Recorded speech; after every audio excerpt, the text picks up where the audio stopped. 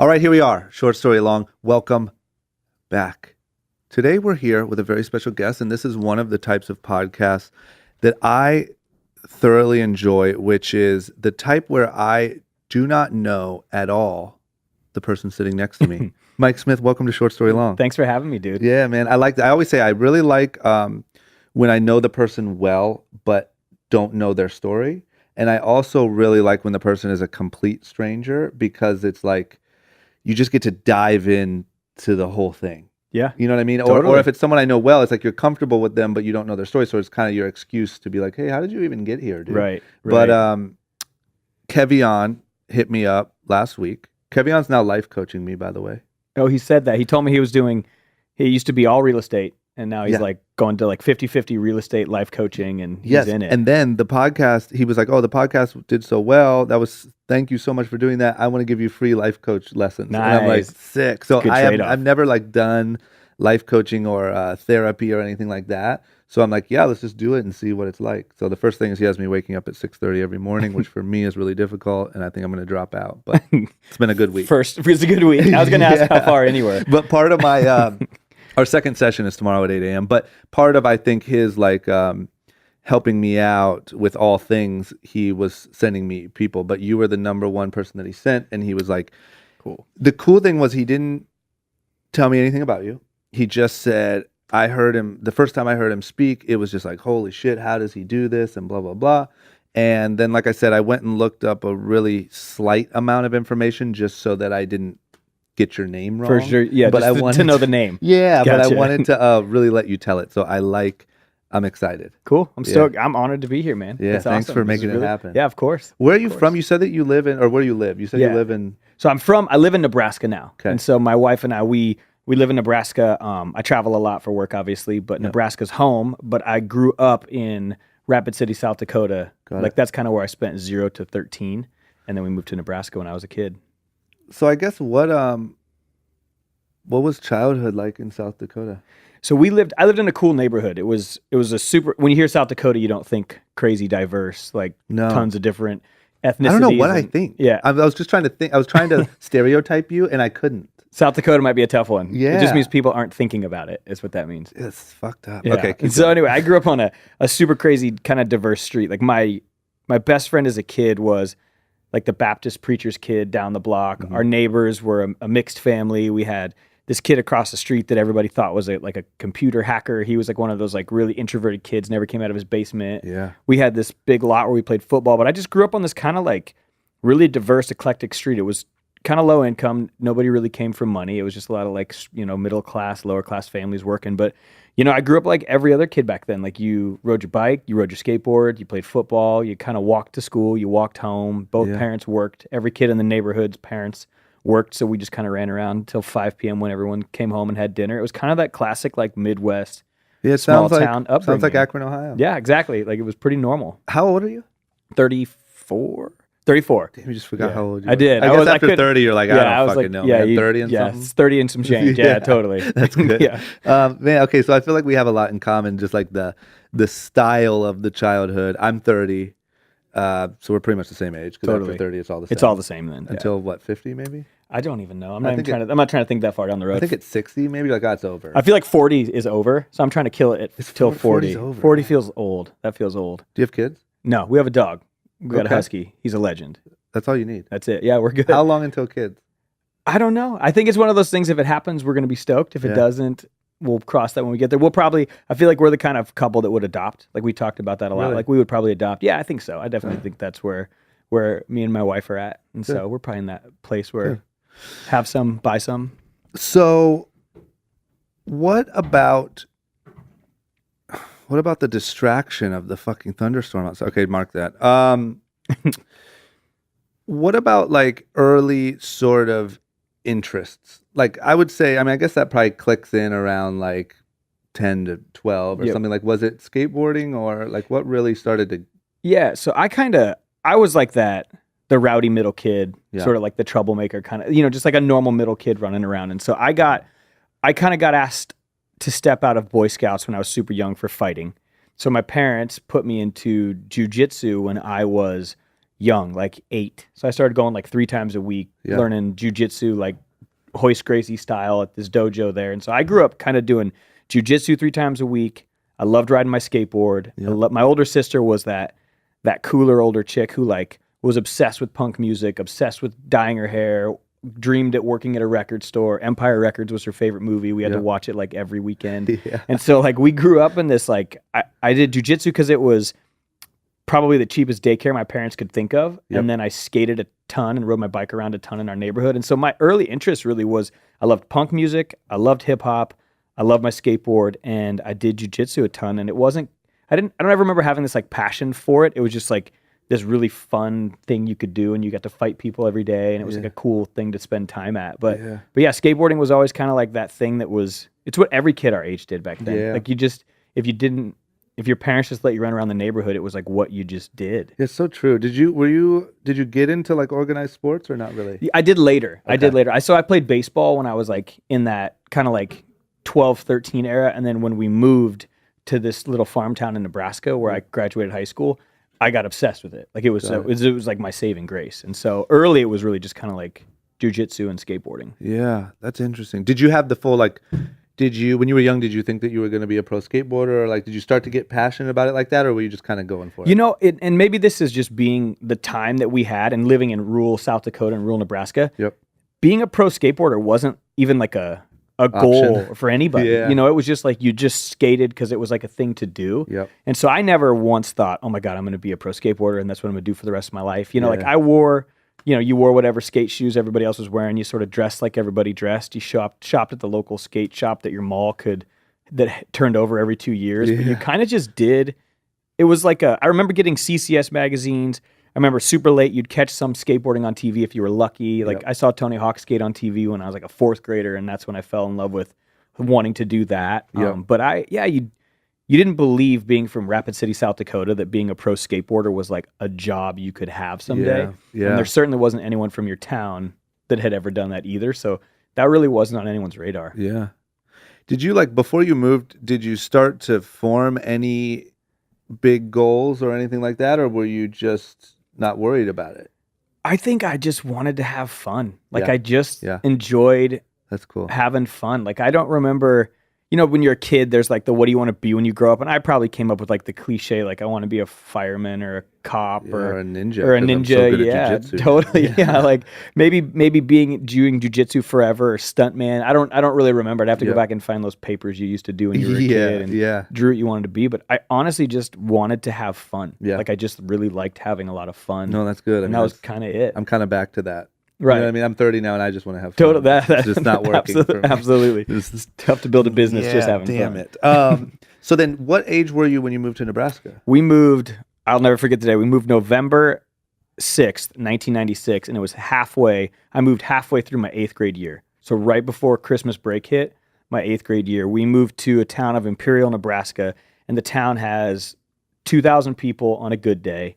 The county has like 100,000 cattle, and it's just this. There's no stoplight. The town's like 2 miles by 2 miles. There's one kind of main road that cuts through town, and it's just this like quiet, windy, rural little farm town. 45 miles to the next stoplight.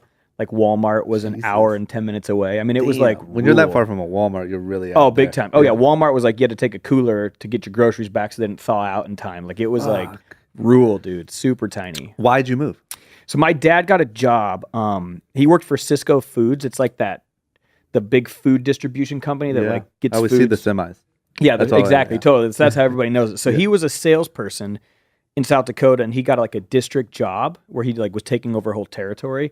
And he grew up in a small town out that way and got to pick where we could move to. And his territory was like a little bit of Colorado, a little bit of Kansas, and a lot of Nebraska. And so we would go house shopping like a couple times when we were in 8th grade, and it was like Carbondale, Colorado, Parker, Colorado. Like you were looking in these cool like snowboard skate towns, and I remember thinking like, we're moving to Colorado. This is going to be the sickest thing of all time. And then he hits us with this like, nah, I think we're going to move to like where I grew up. And then you hit this like Imperial, Nebraska. You got screwed. We didn't, it wasn't Parker or Carbondale. It wasn't that. And so we ended up in the most rural Nebraska town you can kind of think of.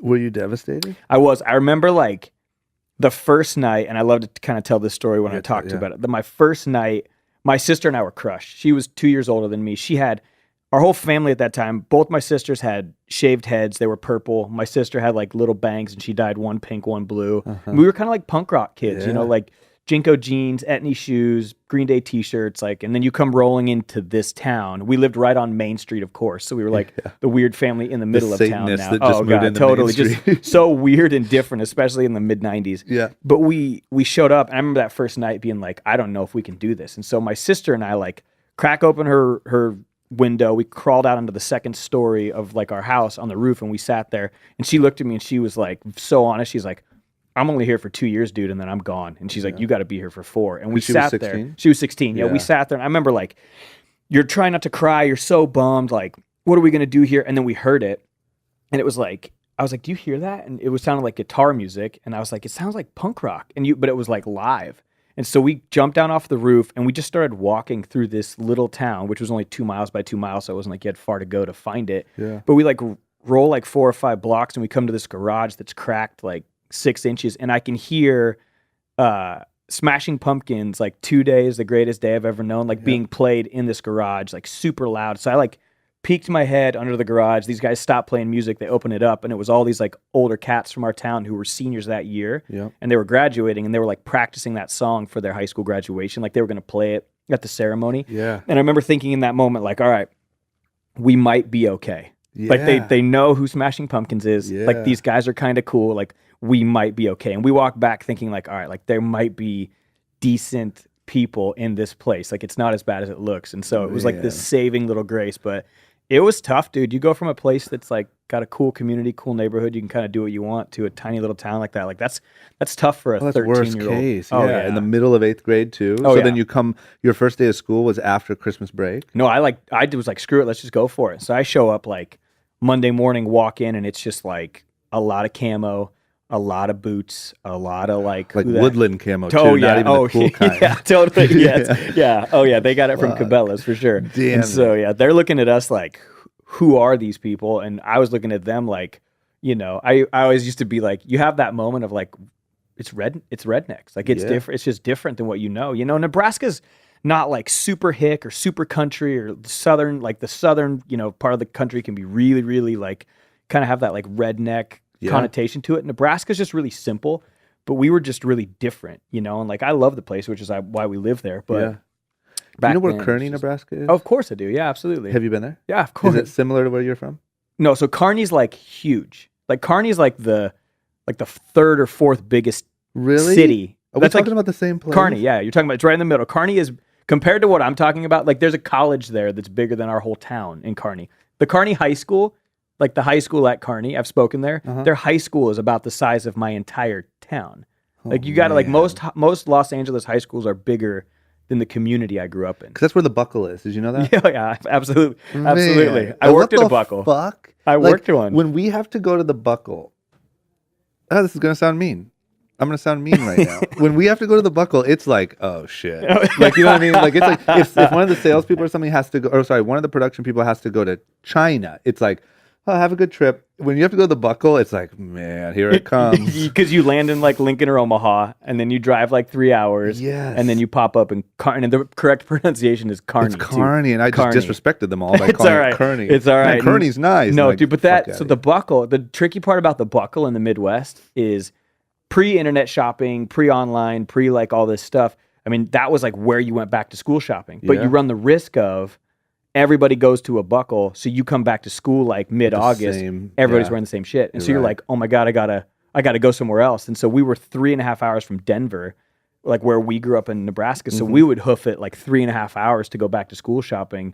But part of it was I was like, you run the risk of like showing up and looking like 6 other people on that first day of school. Yeah, when you have 2 options to shop at. Totally. It's like, well, shit. I mean, everyone's here, so. Yep. Oh, yeah, definitely. That's crazy, man. I literally thought you were going to say like, oh, yeah, Kearney is dead. No, it's like cranking. Poppin'. Oh, it was like Times Square. That was, so for me in high school, I wanted to play basketball in college so bad. And the coach at Kearney, Tom Kropp, was like, he knew my dad. He was like the guy. Like if you'd asked me my junior year, like started my senior year, like where I was going to college and wanted to play, I was hyped to go to the live big in city. Kearney. Yeah. Like that was living. Like I'm gonna make it to Kearney, dude. And so yeah, like That is so nuts. yeah. That is so nuts because that's literally like I haven't traveled very much internationally. It's one of my biggest flaws as a human being, but I've traveled to a shit ton of places here. And not only from being in Ohio, and we would take weird little vacays to like close places, but then when I started building Young and Reckless, I would go to every PacSun and Tilly's and whatever, and a lot Right. of them are in random fucking places. Totally. And I think that Kearney, Nebraska is like the most like desolate part of the country that I've ever seen. It's so like it's in the middle, kind of. Here's the outline of Nebraska. Got the tattoo. Yep. Kearney's kind of like here in the middle. Yeah. I grew up all the way down here in this tiny little rural town. Kearney's like a 3-hour drive, and Yep. it was like Worth it. Totally worth Worth it. Oh the yeah, 3-hour like drive. the big the big basketball tournament that weekend was like in Kearney, and you'd stay at a hotel, and they had like a mall and more fast food places than normal, you know. But like Kearney was not, like it's like the third or fourth biggest city in the whole state. Yeah. I mean, it's Wow. like it's a real deal. So another question is like, when you guys went to school for that first day, did any of you tone down your look at all, or did you just say, "Fuck it, we're going in here looking like a Tilly's ad, whether they like it Oh, or not?" totally, exactly, yeah. And it was the hard part was we didn't have like it wasn't like there was other wardrobes, and my sisters both. And I'm not kidding. My sisters both shaved their heads. So you're talking like sister grew up listening to Cranberries, like thought that was like, you know, chick power punk music was like her thing. Yep. And so she's got like, I had purple hair first day, Green you Day did t-shirt. too. I had purple short hair, Green Day t-shirt, Jinko jeans, Airwalks, like the whole Vans or whatever I had on. And my sisters come rolling in. Both of them had shaved their heads. My sister had 2 bangs, like one off each side. Both were incredible. dyed different colors. You can't like, there's no toning that down. No, I just thought like maybe you shave off the bangs, dye it brown, reshave it. No. I would have been weak. I would have done that. If it would have been my first day in a different, like I would have been like, listen, I'm going to just kind of flip my shirt inside out. I think- slide in here. You don't know, and the thing too is like now you're like, you know, I would have went on the night before, looked up the school hashtag, looked at every kid, creeped every profile. I would have known, I would have seen the kid's entire world Yeah. before I walked in. Back then it was like you just kind of had to just show up, and what it was, and who you met, and you didn't really have like the advantage of being able to do a little recon before you got there about like what the vibe was like. So we just come walking in, the 4 of us, and it was just like, Powerful. all right, like here we go. And like my sister's a year younger than I am, so I'm in 8th grade, she's in 7th grade. My older sister goes to high school, but the whole building was connected. So K through 12 Got it. is one building. So the kindergartners are all the way on one end, and the high school's all the way on the other, but it's just one big building. So you get dropped off at the same spot and kind of go your separate ways. Was there a do you remember like an initial reaction to the Smiths coming to school? Yeah, or- I mean, so my dad was like OG, kind of like legend, known athlete, had a lot of like connection to the area. in Nebraska? In that I spot, forgot. yeah. So my dad knows that place. So there was probably some of that like, hey, he knew all these families and they had kids that were like similar to our age. But I think for us, it was like, it was probably different for my sister in high school because she was, you know, a sophomore, and you've got like the seniors and juniors, and like there's that experience. I rolled in as an 8th grader, so I was already like in the older section. Yeah. It's like the 6th graders aren't going to like roll up to you and start like, Yeah. you know, messing with you or whatever. But like, I just remember having that distinct feeling of nobody dresses like we do and nobody does what we do. And it was like that instant of like, oh God, like it's just, this is really different. And like, you just don't know what to do, you know? And I remember getting home that night and like talking to my little sister being like, shit, like, I don't even know what we're going to do. How was like, your day? Mine was it was kinda like, weird. yeah. And it was just like really weird, you know? And like teachers would say weird things. And my sister sometime were like, well, look at Katie. That's my little sister. They'd be like, look at Katie. She doesn't care what she looks like. She comes dressed to school however she wants, which like crushes a 7th grade girl, you know? And like a teacher probably means that as a compliment, but it's like devastating to her. And so it was just this weird dynamic. But dude, we were just as different as it gets. And like my sister, I remember, had a Nirvana shirt on and had got told to turn it inside out, you know, like, cause that wasn't appropriate to like wear back then. And Was there anything on it, or just because it was Nirvana? I think it was just cause it was Nirvana. And like, this was like Kurt Cobain had just, you know, just killed himself. It was like that time. Yep. But I had like, oh no, she had oh no, it was a Mean People Suck. Remember that shirt? Yep. Mean People Suck. Had to take the like dress code, got to take it off, go home. I couldn't wear that. Like, it was just one of those, like, just a different time, man. Yeah, how nuts. Just a different time. And then what about like, so that's when you got super into baseball? So I was always I liked baseball a lot growing up. Yeah. But I got really into basketball. That kind of Yep. became my thing, and I got obsessed with the game of basketball. I loved it. It was the kids in my grade.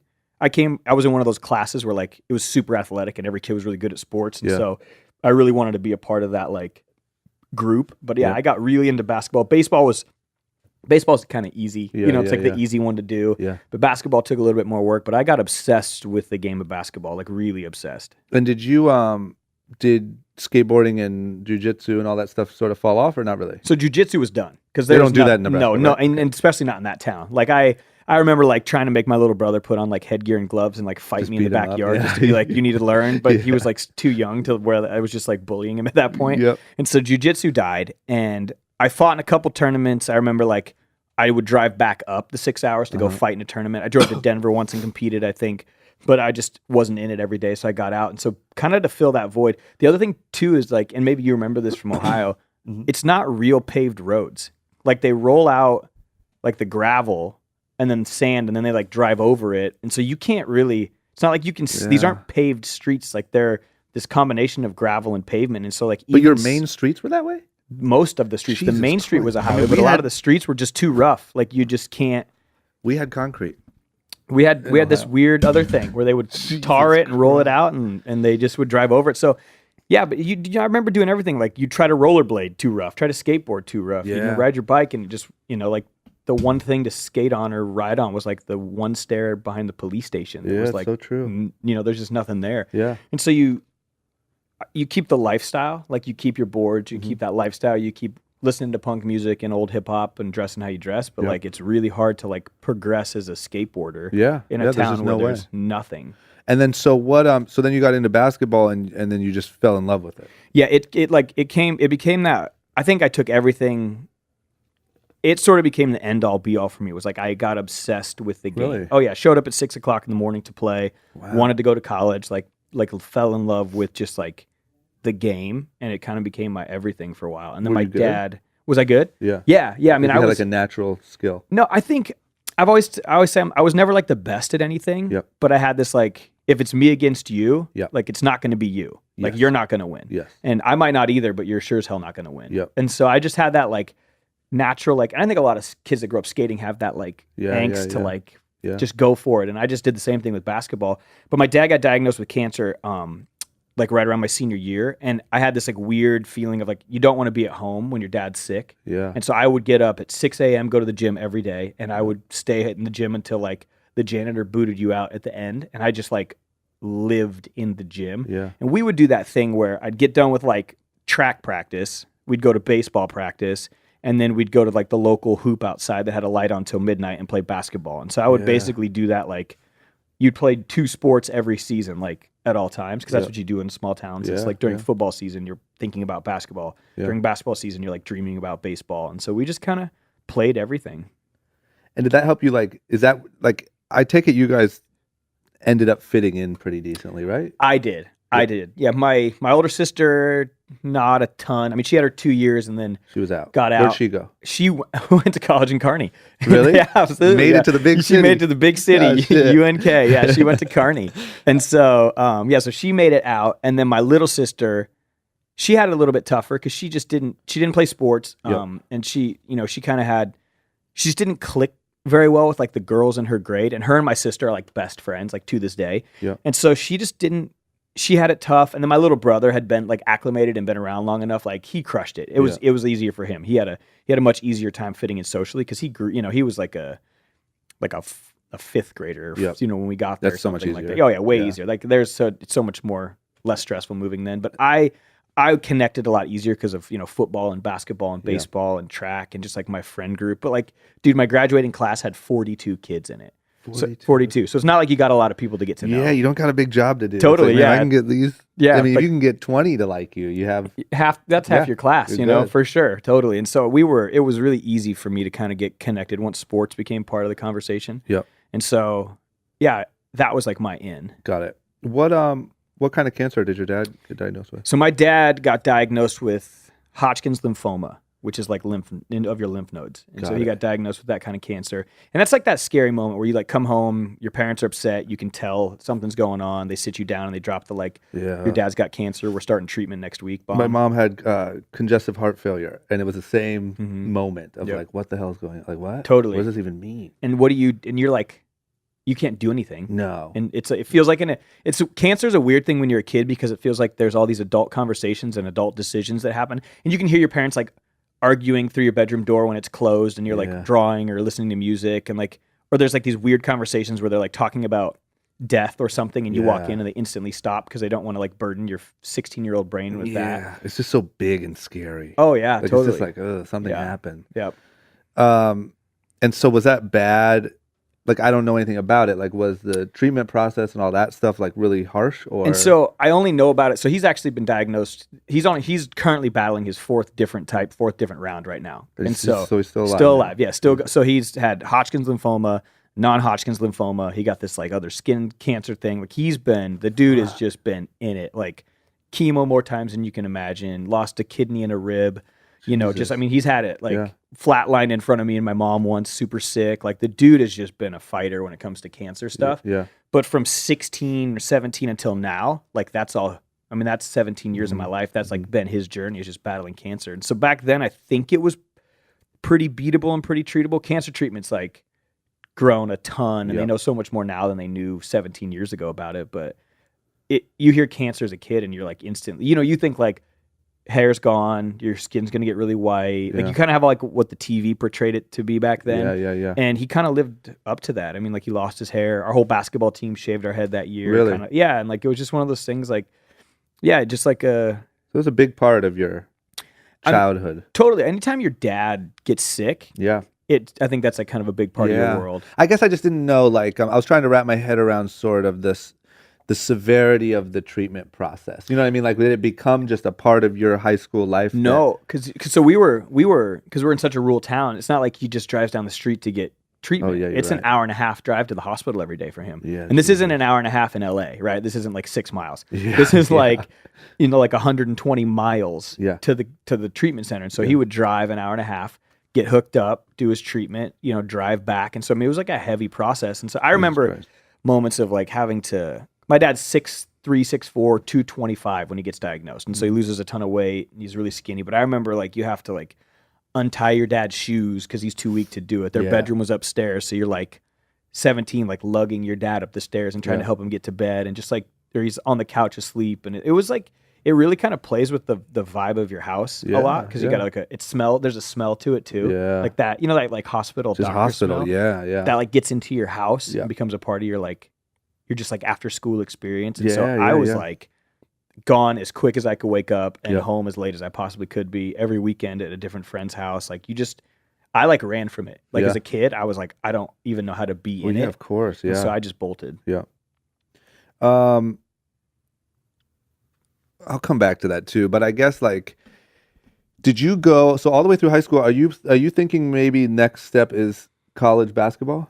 Yeah. I think my freshman year, I was 5'1", 101 pounds. Mm-hmm. So I come rolling in like the littlest kid out. Yep. And then I end up like 5'11", $140 real quick. Yep. And so I grew, shot up, got bigger. And I remember thinking like, I really wanted to play college basketball. And there are all those like smaller, like Kearney, and then there's like these smaller divisions. Not smaller, that's smallest. Totally, yeah. Kearney was huge. Yeah. There's even smaller than Kearney. And so crazy. There's all these like little schools that I was like, I think I could play for one of these like little schools. Like I think I could keep playing. And I honestly didn't, like if you're the real deal and you're going to go on and play in some massive school. But a lot of times you don't.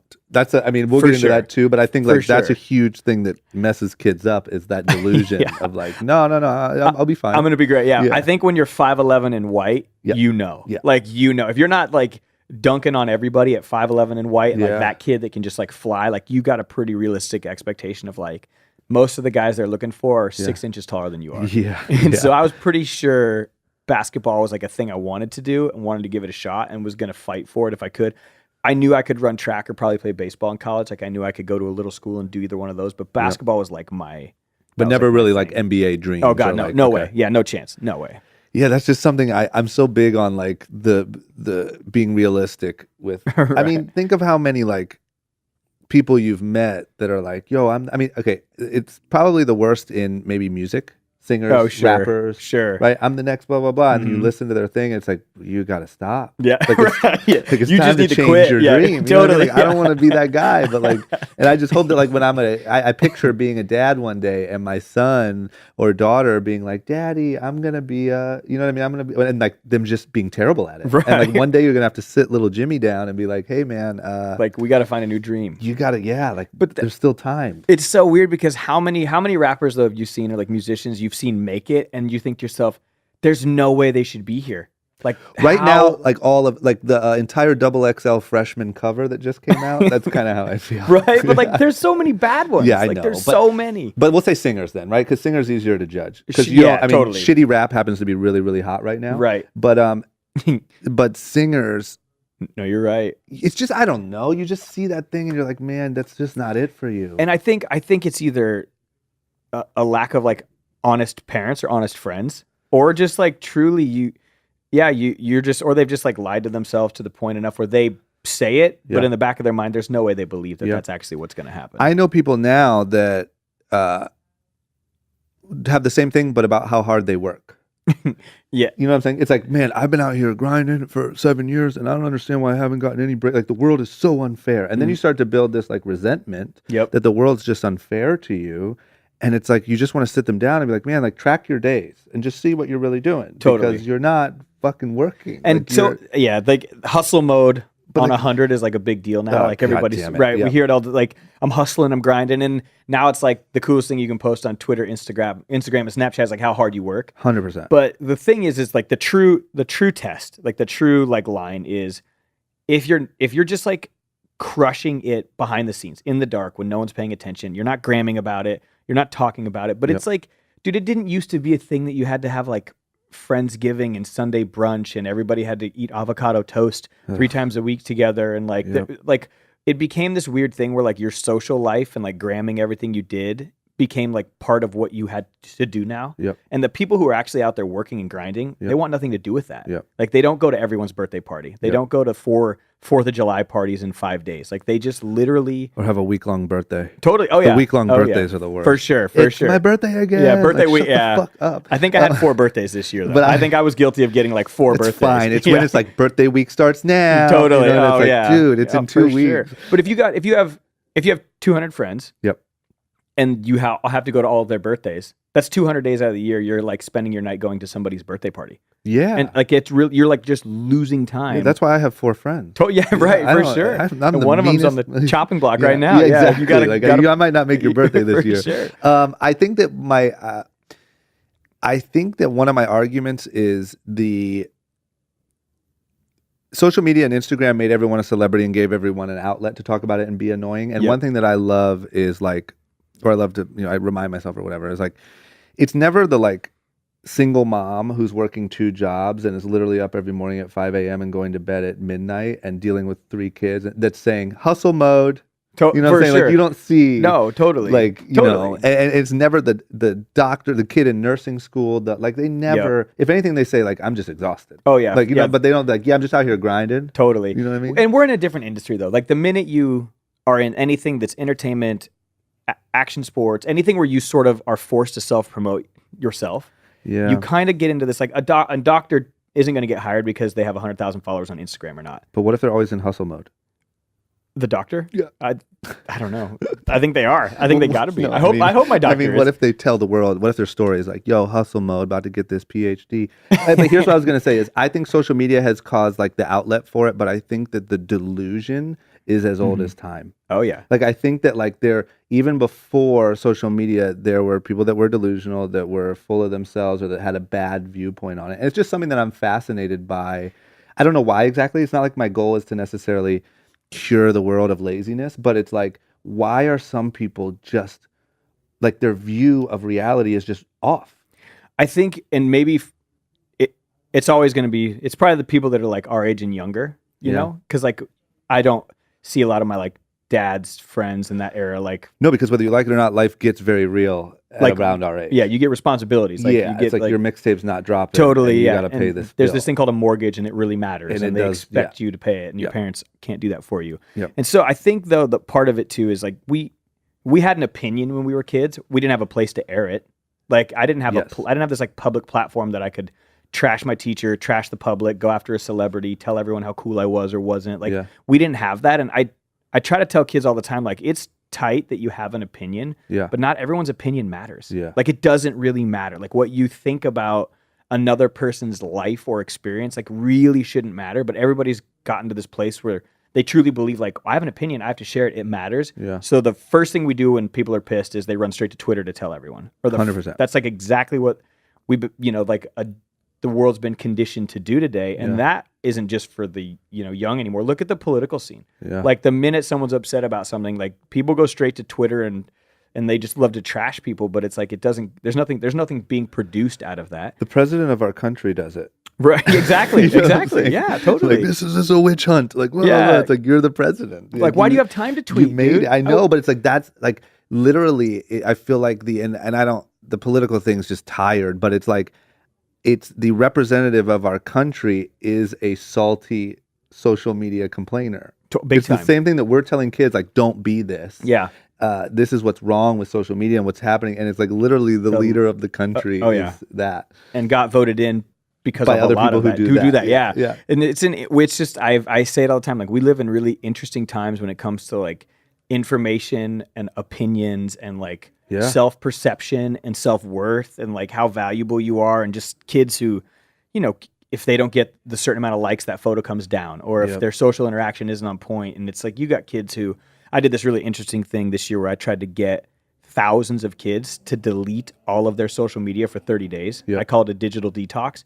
And the results were unbelievable. Like kids who basically were like, screw you, there's no way I could do it. Kids tried to tell me, well, how would I ever talk to my friends then if I didn't have Snapchat? Like, what am I supposed to do? Like, like it was unreal. But the kids who actually did it and unplugged had this sense of like, oh my God, like, I made it, I'm okay. And all of that stuff that I used to worry about didn't matter. Oh, and I worked out way more, or I read more, or I got my homework done on time, or I finally got some sleep. And I think there's showered. like, totally, exactly. Yeah. Like, and I didn't have to tell everybody about it. Yeah. It's funny. There's an app that because I was trying to figure that out for myself, right? Because I feel like for me, because a lot of my work stuff is social media, it's like you're kind of checking. There's just such a fine line, right? Where like you're checking if people are engaging in your new jeans and in blah, blah, blah. But like at the same time, you're kind of drifting into just checking social media. Yep. And so at first I started by having a separate phone, which was only social media and just like mess around stuff. And then my other phone was just text, email, phone. And so I'd be very conscious of when I was grabbing the waste of time phone and when I wasn't, right? That's smart, actually. And so it was great. It was massively successful, whatever. The problem was it just kind of became a bit of an annoyance, and I felt like I should have better self-control than that. So I went back to one phone, but now I have an app called Moment that tracks how long you're on your phone every day and what apps you're on your phone. Right. And it's mind-blowing. I mean, even for me, it's fucking mind-blowing. Right. When I look at, like, at the end of the day, I'm like, holy shit, like, I'm one of them. You know what I mean? Like, I'm a 15-year-old. And, like, I have reminders that tell me when I went up. My daily limit's 3 hours, and it tells me when I went over 3 hours and whatever. But what's that app called again? Moment. You should get it. Yeah, no, definitely. It's really, even if you're a pretty good, disciplined person, it's still interesting to see exactly where the time is being spent. No doubt. What percentage of your time, you know? I'm working on a book right now, and one of the chapters is, I'm calling it 20,000 hours. Have you ever heard that, like 10,000 hours Malcolm Gladwell thing? I'm sure if Kevion in his life coaching class is going to talk a lot about that. 100%. We'll get there. You'll get to it. Less than 3. That's 3. Yeah. Yeah. But so there's this idea that if you spend 10,000 hours at something, you're an expert. Yep. And so I'm working with all these high school kids and college kids. So I wanted to see, like, if all the social media phone use thing, like where it really adds up. The average amount of time a kid spends on their screen a day is 5.5 hours. If you start as a 6th grader all the way until the day you graduate college, which is 11 years, you will have scrolled, posted, snapped, taken photos, done all that for 20,000 hours, which means by the time you were a 6th grader to graduating college, you could have been an expert in 2 things. You could have been fucking Mozart. Think about what you could be, literally where you could be. But we have literally substituted like scrolling and consuming for like the creation process. Yeah. And so one of the chapters I'm writing about is like, what would it look like if you just cut that in half, told yourself I couldn't get on my phone for 2.5 hours until I did this for 2.5 hours. And I'm talking like, imagine if a kid loved to skate and he skated for 2.5 hours Yeah. instead of scrolled. You will love an instrument. You love to read. You love And to you make work them out. pick a thing to replace it, right? Yeah, totally. Yeah. Imagine if we would, like, where would we be even in our careers professionally if we spent 2.5 hours? You'd be better off 100%. spending 2.5 hours researching the next, like what's coming out in e-commerce or whatever. Anything. Than just the trolling and scrolling. And like, it's and crazy. It's so easy to do. But 20,000 hours by the time they would have gotten a college degree. And so they're hopping into the workforce with 20,000 hours of like scrolling under their belt. And it's like, I just want people to see it, and I don't know that I have a solution, and I'm not trying to say like, social media is the worst thing ever. Like, I built a brand off of it. I get booked to speak because of it. I get paid to do it too. I mean, we both get how that works, but like, it really is mind blowing that like the average kid with 800 followers is going to drop 20,000 hours into that bucket of their time. And I feel like, arguably 5.5 hours is a little light. And I'm being generous. Yeah, like you are being generous. I'm being generous for sure. Like, I'm trying to like, it worked out math wise for me, 20,000 hours. You're right. But like, I'm definitely being generous on the screen time. Yeah. And it's only getting worse. It's not like that's getting better. Here's my question too. I don't have the answer to this, or I don't have an opinion on this, but are we, with everything we just talked about, are we going through a time where one day we look back at it and say, man, that shit was crazy? Or is this just a piece of the snowball that is happening? I think, and I don't think it's going anywhere, and I don't think it's a bad thing. I think social media has just become the internet. But here's what I guess you're right. But I guess what I'm saying is like, do we look back and say, man, remember when Donald Trump was our president? Well, I think everyone's going to look back and say, and he remember was tweeting, when? And he was, and like, do you remember when all we would think about is how much kids, or is it literally like Oprah's our next president? Or The Rock, and now instead of kids being 5.5 hours on their phone, they're 7 hours on like a VR headset. Like, does it get? Is this just what's happening, or is this a weird overusage? No, I think we're in. Technology changes everything. It changes the way you sell clothes. It changes the way that you have conversations with people so other people can hear it. I mean, technology changes everything. Yeah, and it's interesting if you talk to like someone who's like my dad's old. Like old. So my dad remembers watching the first basketball game on his TV that was in color. Yep. And he looks at his brother and he says to him, like, it'll never get better than this. Yes. Like, my dad remembers that day. And just to quickly, like, imagine your dad's parents that probably said, man, they're spending all this time in front of the damn TV Totally. set. You get outside and go. Yeah, because they spent 30 minutes. Right, it's like for they're sure. wasting their lives. Right, for sure. You know what I mean? You can't play video games until you get your homework done. Yeah. Now it's like parents. We're playing video games in school. Totally. Parents are just Fruit as Ninja. guilty of. I grabbed a teacher's phone the other day and was like, well, let's just see how will you use your phone. Clicked on her battery and it was like 6 hours that week in Candy Crush. Yep. And it's like, Yep. I think technology just makes everything grow so fast, and no one wrote a book on how this was. Like, we're all just adapting to it. You're adapting to it. I'm adapting to it. Kids are growing up with it. We're just adapting to this like thing that's certainly not going anywhere. But I got to play with some VR stuff a couple weeks ago. It's unbelievable. Like it makes your like feed feel so irrelevant and beta and like nothing. Because is that good or bad? I think it just is. I think there'll be great things. There'll be great stuff that comes of it. There'll be ways they'll help kids with mental disorders or people in prison. Guy was saying like, if you got an 8-year prison sentence, like why couldn't you sit in class in Stanford for those 8 years and like actually be there? Like, how is that a bad thing? That's like going to help.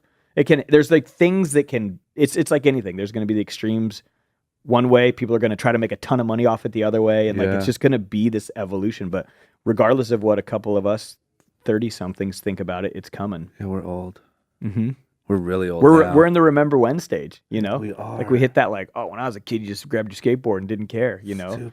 You had to like ask a chick on a date. Like, we're those guys. We're those guys. It happened, Shit, we're that. I feel it every time I speak. I'm like, God, I got to do the when I was a kid moment, Oh, you got to like try to get on their level. Like, listen, I like Little Yachty too. Yeah, no, I'm like, have you guys ever heard of NoFX? Go download that album. Like, and they're looking at me like, NoFX? What is it? What's a NoFX? What's a NoFX? NoFX? Is that a new app? Yeah. Okay, so did you end up playing basketball in college? So I got to go to a tiny private little school in Omaha, Nebraska called Grace University. Small little school. It was kind of perfect for what I needed at the time. And why that school? honestly, most of it boiled down to it was the only place I got accepted. So I graduated with a 2.4 GPA. Why? I wanted to have fun. Yeah. Like, so, and that's just kind of the way I Just answered. wanted to have fun things, a really reoccurring. It was like, I just wanted to have a good Yeah, time, and I yeah. didn't care about like algebra. Yep. So I would do the minimum requirement it took. Honestly, the reason I graduated high school probably was, well, one, everybody just does. That was the thing back then. But you had to keep your grades at a certain level just to play sports. I played sports year round. So year round, I was sort of forced to keep a C average. I graduated with a C average. Yep. I got an So 8. you weren't stupid. No, you just, I did the bare minimum to do the thing required so I could do what I cared about. And Yep. so, but yeah, that doesn't necessarily bode well for when like a college coach is looking at your stats and then he sees that you got a 2.2 GPA and an 18 on your ACT. Yeah, true. So that's where you got accepted, and then, but you played basketball there. Yep, I played all 4 years. Yeah, I went there. And so did you know, like, I guess kind of take me through like your mentality in the college process. Like, you obviously went there on some like, I'm going to play basketball, this'll do, right? Yeah. It was like when you're in high school, college is this like romantic idea of like, what's it going to be? What's the dorm like?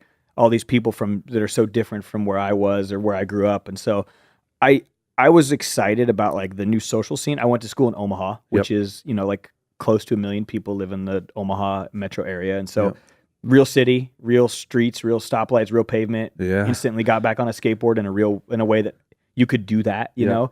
But I think I was just like down to have fun. I knew I wanted to help people. Like, kind of one of the cooler interactions I ever had with a coach of mine was I told him I just wanted to get a degree and I want to grow up helping people. Like, that's kind of like what I want to be about. And so that started early. Real early. Yeah. It all kind of started my senior year of high school. I became best friends with this freshman kid who had some developmental disabilities. He was a little bit slower, struggled a little bit in school. And he just kind of became my best little buddy, took him under my wing. And it was like, all right, I want to be this kind of guy. I want to work with this demographic or help kids or inner city kids or whatever I want to do. I want to work with young people. And so I told my coach I wanted to help people, and we end up under a bridge where homeless people live. And he's like, all right, let's start here. And so I kind of spent college like inner city basketball camps, working with homeless, guys under a bridge, like really just trying to be about, I think like 3 or 4 nights a week throughout my entire college career, I was working with either kids or at-risk youth or some sort of like basketball coaching program, like for like middle school kids. Like I was all about like, I'm just going to like help, like be this like mentor, positive person for these kids to have. And it was like, part of it is like, and I know this goes back to it, but you know how fun that is, like as a job?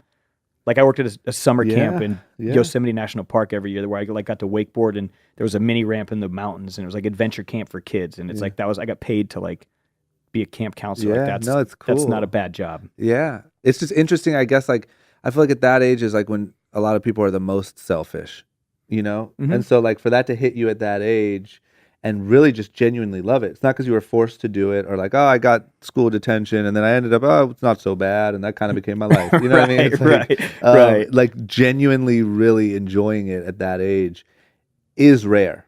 I think people don't know how good it feels. Totally. But it is rare to be like, this is my thing. I like this. Yeah. I really like this. And I think there's like an innocence too at that age of like, you're just kind of, you're not like, you don't think, how am I going to save money for the rest of my life? Or how's this going to be? I wasn't like, if I do this for 3 years, work my way up, I'm going to own the summer camp someday. Like you're not thinking that way. You're just in the moment. You're like, I get to work with these kids. The environment's cool. There's a ton of other young people around me doing it too. Like it just didn't seem like there was this weird, like I got to grow, I got to scale, I got to be an entrepreneur. It was like, I'm just in it, just going to do this thing because it's fun and I like to help people, and it's kind of like who I feel like I was supposed to be. And so it wasn't that hard of a decision for me.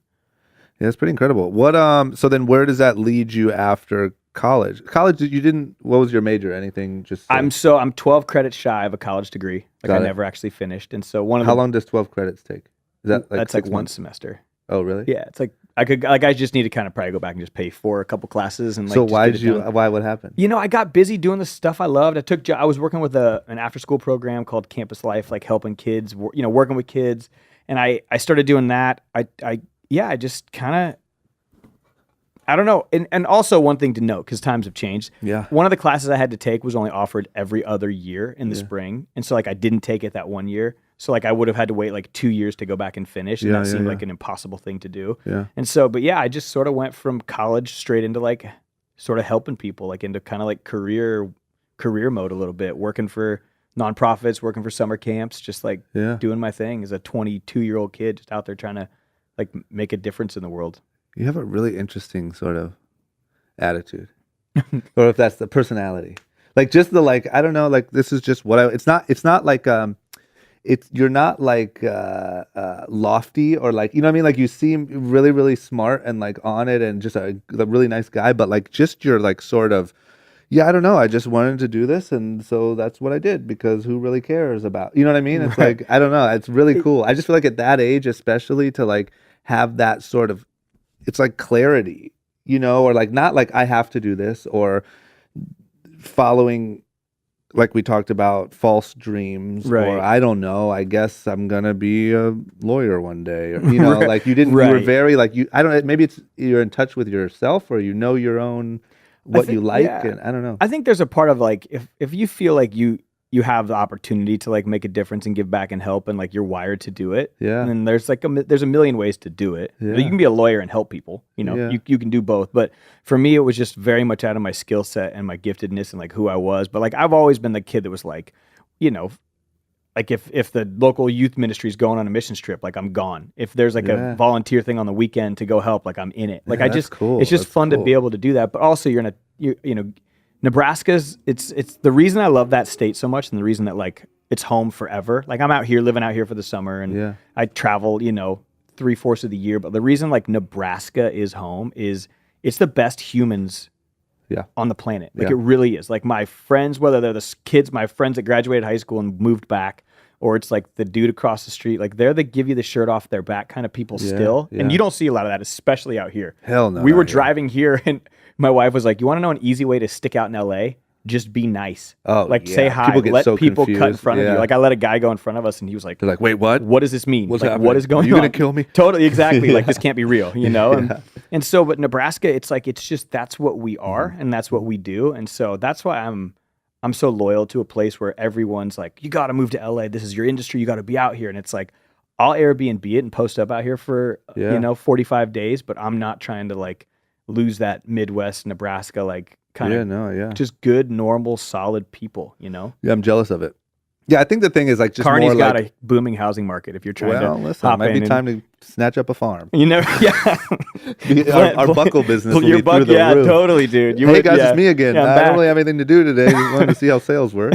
No, I just think that like at a young age like that, you're sort of pulled in a million different directions, and like a lot of kids, there's something about like, because one of the things that I'm really big on too is finding out what it is that you actually like. You might think that you want to be a rapper or an athlete or whatever because you see it a lot and it looks really glamorous, but you could never actually do it. You don't have what it takes. You couldn't actually, whatever it is. Right. It's like sort of how do you, if I had a school that was like, here's a school to craft young, successful people, lesson 1 would be, who the hell are you? Like, what the hell do you even really like? And so I just think, I guess what I'm trying to get at is like, for you to be that age and be like, I like this shit and I don't care about finishing my last 12 credits. I don't care about this. I don't care. This is what I like to do. And I think the rest will kind of work itself out is a very like, I wish I could teach that.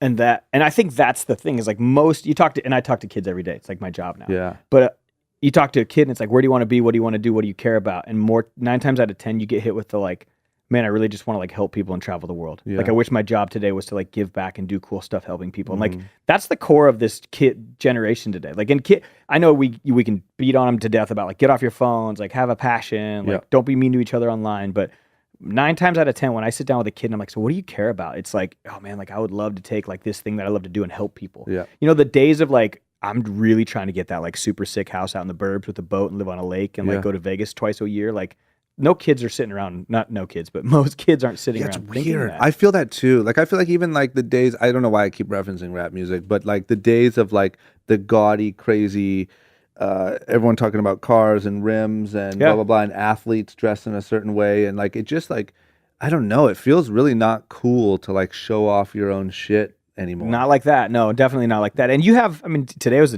like Chance the Rapper is like apologizing to Dre today on Twitter because he was like, kind of degraded maybe like Aftermath and was like being super polite about like how he didn't mean to like step on toes of the pioneers of the like the industry. Because why? What do you do?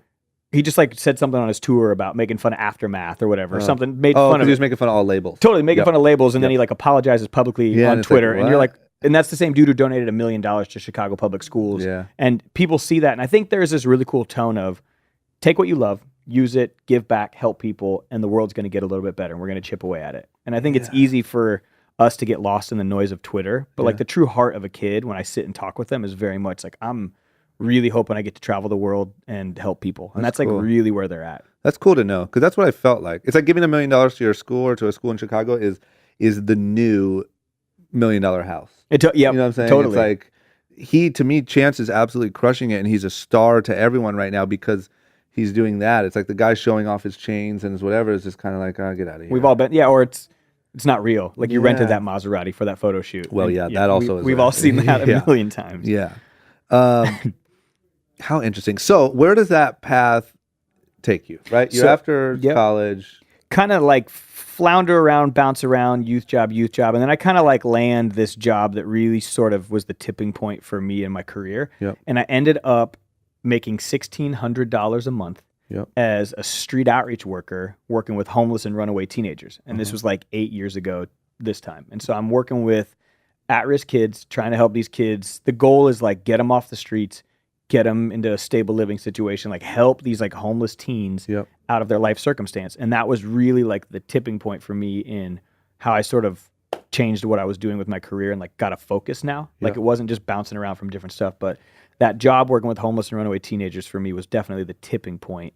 And what was that focus? What was it like? So I was supposed to work with all these homeless kids and runaway kids. And what I realized quickly is like they want nothing to do with me. Like why would a kid just believe that some dude that showed up in a van had their best interest at heart, even though I look like I do and could walk up like this. We could both walk up today to a homeless teenager and be like, yo, we can help you right now, but they're not going to, they have no reason to trust you. Yeah. And so I thought I've got to create a place where kids can feel trusted. Like I want to create this space where kids can go. Yep. And so I start pitching this idea to this foundation or nonprofit I worked for of like, we got to create like a drop-in center, like a teen center, instant, like we got to create the teen center, right? Like where the kids can go and do stuff. And you don't have any idea what that means. And I remember having this like burning passion of like, I'm going to create this place. Like I'm going to create this like youth space, this place that kids can go. And wasn't received well with like the people I worked with. And so I was like, kind of just did the like, screw it. I did what any kid my age would do. I was like 25, 26 at the time. I sat down and I was like, I just straight up Googled how to start a nonprofit. Yep. And I printed off the checklist.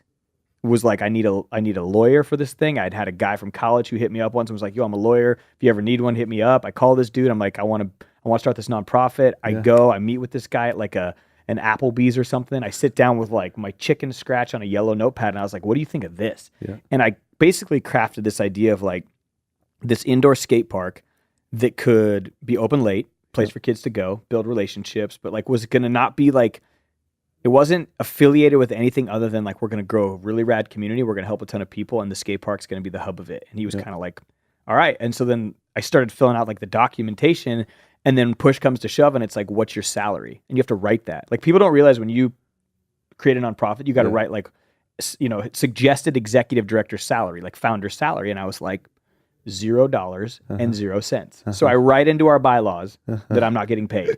So now it's like, Robin Hood it's over like here. in it, right? Like it's in it. So I'm like, Can't ever meanwhile, I'm change making $1,800 a month, just slaying it, right? Yeah, like yeah, living yeah. in a $300 a month apartment, And I write into my bylaws like, won't get paid. So I slapped together a board of directors, like AKA all of my friends' dads, and we got some recycled ramps. We tore down like this abandoned corn crib, which is like a smaller barn. Yep. So we teared this thing down, and I built the world's first ever nonprofit indoor skate park, and I stuck it square in the middle of the mall in Lincoln, literally 6 doors down from the Buckle that you probably had walked into multiple times. Really? So we were in between a Sears and a Radio Shack. I put this skate park and couldn't afford paint, so I called every kid I knew that had gotten in trouble for doing illegal graffiti, locked them in there, and I was like, go nuts. So they tagged every inch of this place because I couldn't afford the paint to cover the walls. So I was like, graffiti's great. So these kids tagged this place.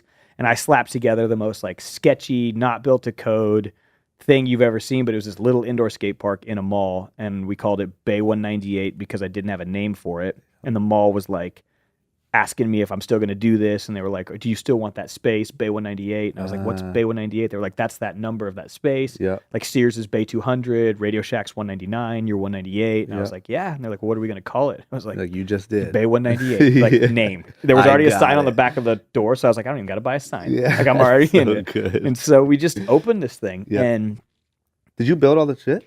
oh yeah, I mean, me and my friends, like there's so much footage of us like building stuff. Like I just called, and I didn't care. Like I had my friends from college basketball that were like managing Max Muscles. So I got like Max Muscle dudes rolling in, like carrying like, you know, sheets of plywood while so like 6 skateboarders are holding on to like theirs. And Yeah. I slapped together, it was like I brought everyone, and this is true of Nebraska, like the whole community, my community kind of came out, and it was like everybody my age just wanted to see it happen. So I grew up in a small little farm town where like you learn how to build stuff. And so we just started building stuff, and like it took longer than we thought, but I still worked at that nonprofit. So I would work from 9 in the morning until 5 o'clock at night as a street outreach worker. I would drive straight to the mall, and from 5 o'clock at night, I would work, sleep in there half the time, wake up, drive to my apartment, shower, go back, do the social worker thing. And I did that for months, like even months after we opened, like that was my game. And so we just did it. And at the time, like, did you feel like you were probably happy as shit, right? Oh, you're like so stoked. Yeah. But then you have your grand opening, right? And you're like, we just did it. Then you go to bed that night and you're like, oh my God, we have to open tomorrow at like 11 o'clock. Like I have to do that every day now. Yeah. And like you don't realize until you have and this isn't like it was a retail thing, but I was in a retail space. Like I had to open, I was on the mall's calendar. It didn't matter if somebody had a bad day. Didn't matter if you get a flat tire. Yeah. You're getting fined if you don't open on time because it's like mall rules, not your rules. You know, Yeah. mall cops hated us. But I was like, it was one of those like really surreal things of like, I just did something so tight at 26 that no one's ever done. Yeah. I don't know if this is going to last a month, Yeah. but like we did it. And so every penny we got, like every dollar somebody gave was like straight into rent. And like I'm like walking down to the mall with like my $2,500 in cash. Being like, can you do this? They're like, oh, I have to get a checkbook. Okay, I'll be right back. Like I had no idea what I was doing. Yeah. Like, the sketchiest thing, but you're just stoked that it works. And then you have that realization of this is every day. Like I got to do this every day now. And so that was a little like humbling and a little like, it kind of brought me back down to like planet Earth a little bit. Yeah, you're right. What where's the money come from? Donations? So that's where it gets really crazy for me was you think like, all right, like I'm starting this thing, like I'm going to do this. But if you don't have like a built-in network, like it's not like I had a following then. It's not like I knew people then. Like I knew nobody. The richest people I knew, I'd already asked to be on my board of directors, you know? And so like I'd already tapped my whole network of money. So I'm like, I guess I got to do fundraisers. So you try to do it, nothing's working. And so my first fundraiser, I said on the radio, I was going to live homeless under a bridge until I raised $10,000, and all of those proceeds were going to go back into that skate park. Yeah. And you're from the Midwest, you know how it goes. I said it like end of February when it was like 60 degrees. Yeah. March 1st hits and a blizzard hit. Mm-hmm. So I march under this bridge, like negative 17 degrees with the wind chill, like sleeping bag. Friend brings a camera for 2 seconds, but his hand was too cold to even film, got in his truck and drove off. And I literally lived under this bridge, homeless, for 27 or 28 nights. It took me 28 nights living in a blizzard to raise 10 grand.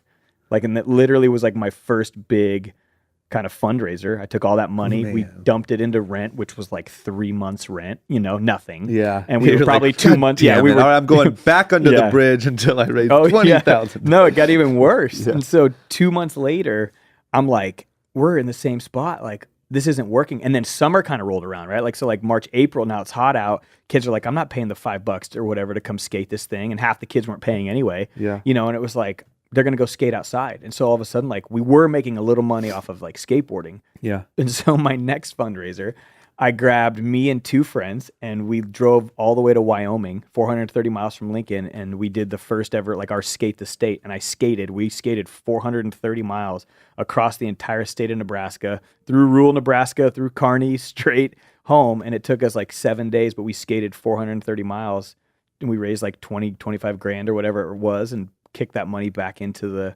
into the bucket. Like one night we like slept like under a picnic table, like awning thing, or we'd camped in buddies' yards. We didn't pay for hotels. Like friends would see us and be like, yo, I got an uncle that lives on a farm out here. Like they're going to meet you at highway marker, like 162. Like they're going to pick you up. And like, we just did it. Yeah. We had like 6 people in a truck because half of us were skating. So then the others would sit in the truck and we did it. But we ended up raising like 25 grand, took all that money, dumped it back in.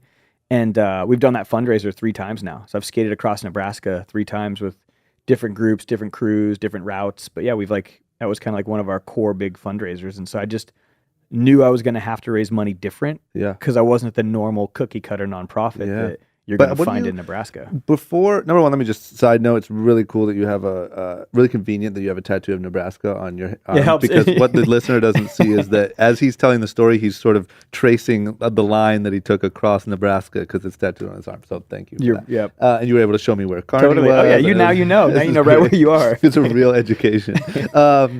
Before, in the days before social media, like, I guess, was there like, would news crews come? So we had, like, obviously Facebook was around. Like this was only 7 years ago. So I had, we were blowing up Facebook. I think Instagram, no, this wouldn't have been 7 years ago when I did that. I think we had an Instagram for the first one. Maybe not the first one. It might have been Facebook. Just Facebook was like a thing. So, your friends are sharing it. And could you post like from your phone to, like, were you giving updates? Yeah. And it was back in the, like, they were terrible pictures, I do remember like those moments where I'm like pushing down the highway, like pop off a sign, like past Kearney, boom, like halfway done, like you hit Grand Island, like through Grand Island, posting of all these little towns, like 70 miles from home, like meet us at the Capitol, Yeah. And so kind of a tracker of how much we'd raised. But it was that classic, like probably one of the first sort of organic nonprofit fundraisers our little state had maybe been exposed to, on just this guerrilla, like, he's doing what? Like, I gotta find out about this. And like local news would meet you like on the side of the highway, and the person would be like, "Oh, can you key?" And they're like, "Oh, we need you to skate back and forth like 3 or 4 times for the shot." But you like, just skated I just went 400 miles. Your legs hurt so bad, and it's windy, and it's like, and the news chick's like not even sure what's going on, and like, so you're skateboarding. So they're rollerblading across the country right now.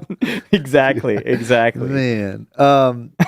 So was that like a big amount of money, big help? Like, no, I mean, it's 25 grand maybe, most we ever raised doing that. So I mean, so it's just kind of like, all right, what's the next thing? The thing is for years nobody got paid. Yeah, like, and that's what kids don't understand. Like all this hustle mode crap, all this like, I'm gonna start from the bottom, now I'm here crap. Yeah, like years, nobody got paid. Volunteering, like paying kids in free food court food if they'd watch the desk while I ran to work real quick for 6 hours, and then they'd come back. Or I was like, you can skate for free for the rest of your life, but you got to hold down the counter like 4 days a week. You know what I mean? Like, years, like nobody got paid. Were you still working that other job for a long time? I took a week vacation to do the first skate across Nebraska. So I mean, I was like taking my paid vacation time to go skate across Nebraska to raise money for my charity. Like I was getting really, it was getting really hairy. And then at that time, I started getting asked to speak a lot more. So I was like balancing working as a street outreach worker, being the executive director and founder of a nonprofit that impacts a lot of people. Yeah. And now people are like, hey, can you come speak at our... So I'm taking like days off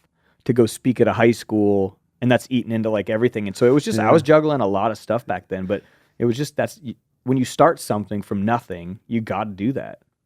And let me ask you, like, just so that I can wrap my head around it, like when you start a skate park for like sort of at-risk youth or whatever, like, did you do anything?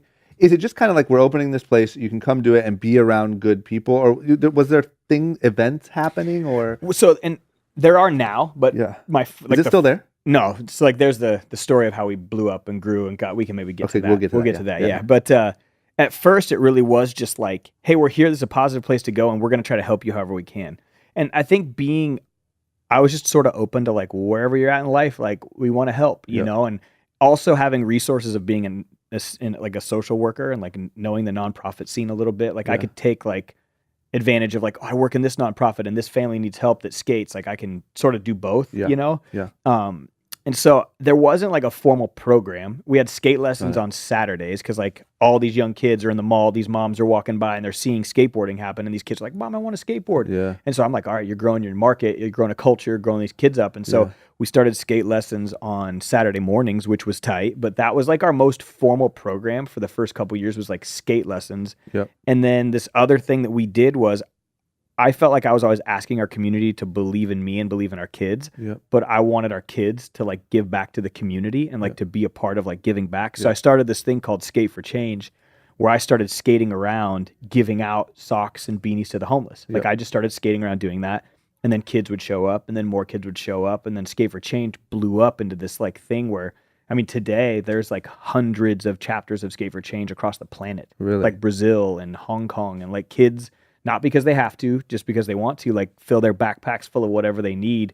And like we get tagged in stuff all the time, like around the world, like cities, places. Some of the coolest things that's happened, like happened the other day. I was like rolling around out here, and you're down in kind of like the downtown LA area, and I come to a stoplight, and this homeless guy walks by with a shopping cart, and he looks over at me, and he's got one of my like signature Skate for Change beanies that we had given him on his head. And he like looks at me and walks across the street, and it was like, dang, this is like, it's grown so big, but it really just started from this genuine place of I'm taking from the community, and like I'm asking to believe in my kids, and like these kids had better be giving back. And so Skate for Change was born kind of out of that simple idea of we didn't want to just take, we wanted to put back in as well. Yeah. That's really cool.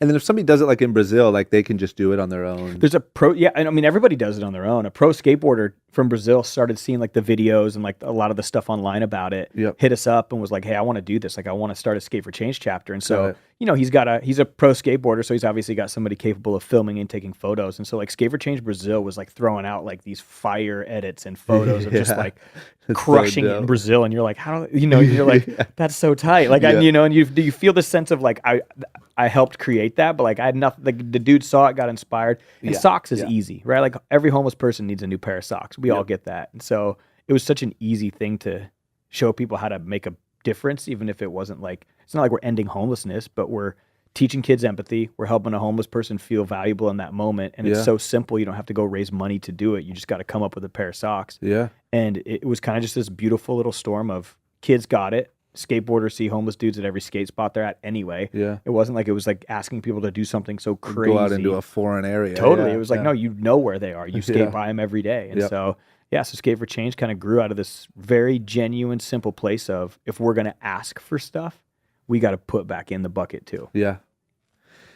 Yeah, it's smart, man. It's cool. What about like when people start to hit you up for speeches? Was that based off of them seeing you doing the fundraising things? Like, where did that sort of celebrity start to grow? Yeah, and so it was kind of like everything always starts locally, right? Yeah. Like in Nebraska. And so at first it was like, hey, come talk to my class. And so like you end up at a class, or like just somebody heard.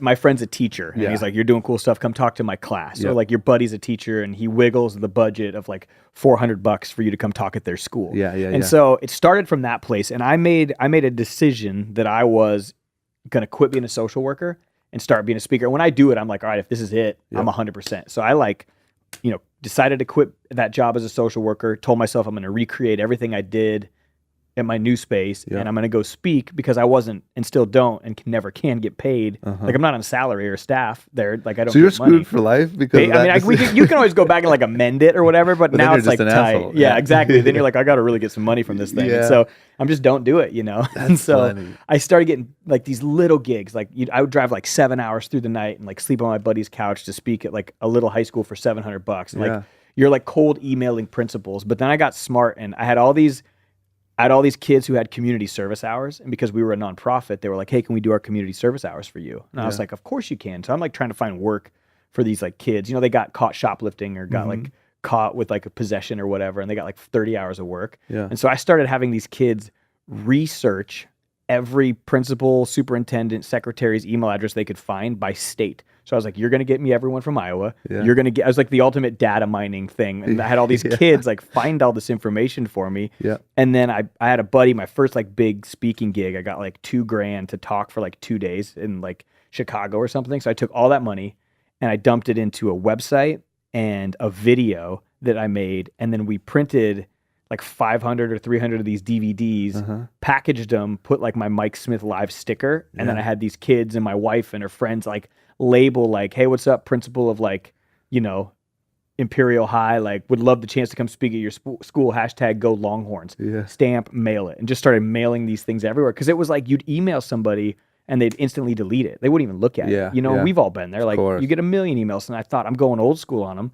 I'm gonna hit them with like a direct mailer DVD. Yeah. There was like a cool free video. It was about bullying. It was about branded and like how we brand each other. So we put together like a pretty good video. Yeah. And I was like, it's free for your school. Watch this, use it. And if you'd ever like me to come speak, I would love to. Yeah. And like schools like recently were like, hey, our DVD doesn't work anymore. Like, do you have anything else? And I'm like, I got a lot. Like, you don't need the DVD. I got plenty more now. That's but amazing. we just got guerrilla with it. But I just chipped away at it and chipped away at it. And I Yeah. was like relentless about it and just like would take any gig for any amount of money, spoke free so much, still do. But yeah, I just did whatever I could to get on stage and just talk about like why this stuff matters and how you can start your own thing too. And what do you, so like when you go to a school and let's say you have, like I saw one of the videos of you like in a gym filled with kids, like what, I mean, I'm guessing too, it's probably progressed, but I guess like what's your sort of main message or like point to hammer home? Yeah. I think that the biggest mistake most people who want to speak make is they're like a one-shot guy. Yeah. They're like, I'm coming in with my like, don't bully. Yeah. I'm coming in with my like, don't do drugs. Bam. And Yeah, it's like, got 'em. we get that. Like Yeah. in 2 minutes, you get that, right? Yep. And so I always try to be like the most relatable, like normal human about like real stuff. And so Yeah. sometimes like parts of it I talk about like living for stories and not stuff. And Yeah. like this obsession with stuff. And like if you live for stories, like how much different can your life be? A coach told me one time in high school that helping people happens when no one else is looking. Yeah. And so I love bringing like that message to kids and Yeah. being like, how do we do it? And I always talk about like there's 3 types of people in the world: the ones who wish, the ones who talk, and the ones who actually do. Yeah. And I kind of break down like why those 3 are the way they are. And then ultimately, like I just kind of think if we all stood for something, like if we just kind of tried to stand for something. And so mine is this tattoo right here that says speak for the silent, stand for the broken. And Yeah. so I just sort of speak about like my journey, my story. I'm not the hero in my story. There's coaches and kids that I've met along the way who've really like helped me think about the world differently. But Yeah. too often a speaker tries to be the hero in their own story. And I try to teach anyone that's speaking or sharing stuff like you're really not the hero. Like somebody else helped you get Yeah, there. And like yeah. you got to like acknowledge that. And Yeah. so, but yeah, it's never one thing. And that's always people are like, what's your theme? What's your topic? Did you prep on the ride there? Or like, I've never wrote it down. Like it's my life, it's my stuff. I mean, I've like tried, we've like tried to like write stories out and then I Yeah. forget what I was writing or didn't do it. Or Yeah. I've had slides where I'm like clicking through and I'm like, I was supposed to tell you guys the story, but like we don't got time. So I'm Yeah. gonna skip that story and then go to the next one. Like Yeah, I just, yeah. I'm about as informal with that stuff as it gets, you know, like I don't really have a PowerPoint. I don't show up with an entourage. Like it's normally just like me rolling up, and I don't get to go to one school anymore because it's gotten so big. Yeah. So now I have a tour. I partnered with this company that's like this sleeping giant. It's called Jostens. So they're the yearbooks, class rings, caps, gowns. Like they make all that stuff, like 80% of the schools. Yeah. I partnered with them for this TV show that I created for schools. And now I have this tour where I'll go to one place and they'll bus like a whole state in. So like Got it. thousands of kids from 10, 20, 100, 200 high schools come to like one convention center, like Yeah. Michigan State's arena or some other school. And I'm able to do like a 4-hour event for like those kids.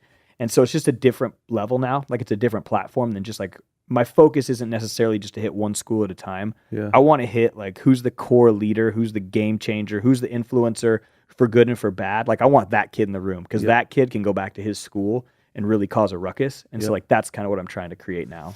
Do you like find out who that kid is or you just trust that he's there? I market it out to the schools like, here's who I'm looking for. Yeah. Like these events are free. And so I'm like, all right, here's who I'm looking for. And it's kind of like a description of like, yeah, your captains are important, but so is that kid there's that leader of the other crowd who's just as influential, you know? Yeah. And it's like, I want him there too, or her there too. Like I want to be able to have that like day with them because I was that kid also. Like I've been both, you know? And so I want both versions of me as a kid in that room. And so does it work like you just, I'm being selfish here, I'm really asking for myself. Does it work like you just have a time, like, okay, you have 4 hours, go ahead. And like you just speak and you just tell your, like. No, and so what I'll do is like, there's different things. Like I try to like keep it fun. So I've done every kind of like icebreaker, dance contest, make teachers come up and twerk, like stuff like that, you know, where it's like, you just like break the ice because kids are like, oh my God, it's like an educational field trip. Yeah. And then I come out like hosting this thing and they're like, all right, this is different than what I was expecting. And so I always try to like set the tone early, like we're here to have fun as well. Yeah. There's really cool video components because I create a lot of video content for schools. I have a TV show that is in schools, millions of kids watch it. And so like some of it's watching that video, some of it's me talking. But what's really important, I think, is if you hear something inspiring, you know, you're taking a life course with Kevion, you hear something inspiring, you're listening to this podcast, what's the best thing you can possibly do is the minute after it was inspiring to you, like grab a notebook and a pen and start to write why. Like, what are you thinking about right now? Yep. What do you actually want to do? Like, if you could go back 5 years and start over, what would you be creating then? Like, like write it down. And so I always try to leave time, and it's important to leave that time for kids to digest like what they're hearing. Yep. Because then they take that back home and they're like, oh yeah, I said I wanted to talk to that girl that sits by herself. Like, I'm going to go do that. Yeah. And like when you write it down, it almost seems a little more real. Yeah. And so trying to make sure like you leave some space for kids to digest it, I think is really important. Yeah. Because for me, especially like those thoughts for me are like dreams in the sense of, when you have a dream, you wake up in the morning, you're like, damn, that dream was crazy. And then 10 minutes later, somebody's like, what was that dream again? And you're like, I don't really remember. Right. You know what I mean? Totally. It's like, I literally will, something will happen. I'll have a conversation, whatever it is. And I'll be like, man, I am gonna, like, I got it. Like, this is it. And then literally half an hour later, it's like, I wonder what's on Netflix. Right. You know what I mean? Like, you right. literally just completely lose the whole, like, Totally. you go from like your life being changed. I mean, enough coffee will do that to me. Oh, and then like it wears off and you're like, you know what I mean? Absolutely. But absolutely. yeah, I think definitely writing it down and like trying to piece it into your actual like logistical life. Yeah. You know what I mean? It's like, it's one thing to get inspired and have that moment of like, I'm going to do this, but then like to actually carry it out takes so many little steps, And I think what happens too is kids get into the like, there's this thing where kids believe I got to get the perfect grades to go to the perfect college, to get the perfect job. I'll have the perfect life. And then maybe I'll have like a lifestyle I like, or I can make a difference. Yeah. And the truth is like if you want to end up making a difference someday, you start now. You do the little things now, you build those habits, and then it grows into something massive. Yeah. And it's like, we've seen it. How not genuine does it feel when like somebody takes their company public or owns an app company, and like all of a sudden when they've got $5 billion, they're like, you know what? I'm gonna give $1 billion of it away. Yeah. And it's like tight. I'd love to see what you did when you had $1,000, right? Yeah, like, yeah. And I'm not to say that it's bad to give away money when you're at the top. No, but it's just like part of the thing. I feel like when you get the $1 billion, like it also comes with a letter that says like, here's what you do now. Totally. Yeah. You hire an agency to take care of your interest that money made to give like, away. This is what billionaires do. Totally. And like, what do thousandaires do? Yeah. Right. And if you don't have money to give, which no high school kid really does, Yep. then you give your time. And then when you give your time, you start to build this habit of like, I want kids to understand like, I've had an interesting conversation with a college coach one time where he was like, the most influential 99% of high school athletes, the most influential they're ever going to be in their entire existence is the 4 years they play high school sports. Yeah. Because they don't go on to play college. Yep. And then you lead your home and you influence in your home, but you don't typically grow up to be the CEO of some massive company or create this next thing. There a handful of people do, but the vast majority don't. Yep. And so your truest influence, which is crazy, is like 14 to 18 because you play a sport in a small little town of Akron or wherever. Mm-hmm. And most athletes waste it on believing they're more important than everyone else because they've got a jersey on and they walk with their 12 buddies who are like them. Yep. And I want to challenge kids to be like, if this is your most important time, like use it. It's a privilege. Like you have a platform, like you have an opportunity to do something incredible. Like take it and use it because you'll be better for it. Your school will be better for it. And like ultimately, like that's how you start to chip away at some of this like entitlement stuff and this I'm more important than you stuff. Yeah. I also think like, I have a million sort of things. I'm kind of having that moment of like, I'm so inspired right now and I should probably go write it down. But like, I think that like, it's also, I think if you could teach that mentality of giving back and being grateful and taking care of people while you have that influence, it also gives you a way better chance of keeping that influence. Because I think that like being a high school star athlete is almost like being a child star. Totally. And most of them end up completely screwed up. And that's because when it's out of your control and you don't even fully really know what happened, you have all of this attention and you have all of this notoriety and you have all this influence. Mm-hmm. But that's not in your control because you didn't necessarily build it with a goal and with you know what I'm saying? Yeah, you just like to play sports. Yes. And then when you lose it, it's like, who even am I? Right. And so usually not only do you not find it again, but you're so like down a negative path that you have no shot of ever finding it again, right? Because that was like, if you believe that was your peak, it is your peak. Totally. Whereas like if you could almost teach not only like I said, the gratitude and the empathy and the giving back, the world's not going to seem quite as mean when you can't play football anymore. Totally. And also, how can you teach people to find what the next thing is? Yeah. Like I'm just so big on like, there's a next thing that's just as gratifying as being the star quarterback, you just don't know it. Right. And the thing is I always tell, it's not about preparing you for the next thing. It's about preparing you. And so what I mean by that is there's the book I'm currently working on right now is I'm really breaking down the difference between a leader and an influencer. And we live in a space, you own a clothing company. How important is influencer marketing? So sick of the word. Right? I hate the word. I hate it. And every time I get called an influencer, I feel like I've just been disrespected for the amount of work I've put in to build a platform. But what I want to teach kids is don't focus on getting followers. Don't focus on being famous. Focus on a craft, become a leader. Because if you're a leader, like let's say you're not the best player on your football team, but you're like that guy leading the locker room, or you're like the best girl on your soccer team and you have a terrible attitude, but there's that other girl who's like actually the leader, that goes with you. Like you become that leader in college, in your first job, when you're working middle management somewhere, like you're leading your little team. But too often, kids, and especially in today's world, everybody wants to be an influencer. We surveyed kids and it was like the number one thing they wanted, like percentage-wise, was to be a YouTuber or an influencer. I was wondering that the other day. The other day I was just sitting when I was just bored thinking, and I was like, I really wonder, people say it jokingly, but I really wonder if when you ask kids what they want to be when they grow up, if they're saying influencer. And YouTuber. Those two things, influencer and YouTuber. And is it true that, have you ever asked them who the most famous people in the world are? Oh yeah, but they... Like, is it YouTube and Instagram people, or is it still Rihanna and Justin Bieber? That's tiered. So like middle school, elementary school kids, like whose parents gave them like, go watch YouTube. Yeah. Right. Like those kids, YouTube is their TV. Like that's their TV. For some of these high school kids and like younger kids, like you're still gonna get like the Kardashians and the Kanyes and the Rihannas and like those that music. It's typically the music industry or fashion industry. Yep. And like you're gonna get some of those athletes. But one thing that's crazy is, dude, like Elon Musk, who is literally the Einstein of our era. Yep. Like dude's got solar power, Tesla, doing all this crazy stuff. He's got like 1.6 million followers. Half of his posts are the rockets he owns that he's sending to Mars from his crappy little iPhone. Yep. And he's like, actually, that dude's like literally influencing and changing like the habits of the world. Yeah. And like a Kardashian's at like 101 million. Oh, and you think about like I can't even go down that rabbit hole. Right, but isn't that crazy? Yeah. Like who's truly impacting the world on a way that we can't even fathom? Yes. And so what I'm trying to break down for kids is like, you catch lightning in a bottle to be a YouTuber.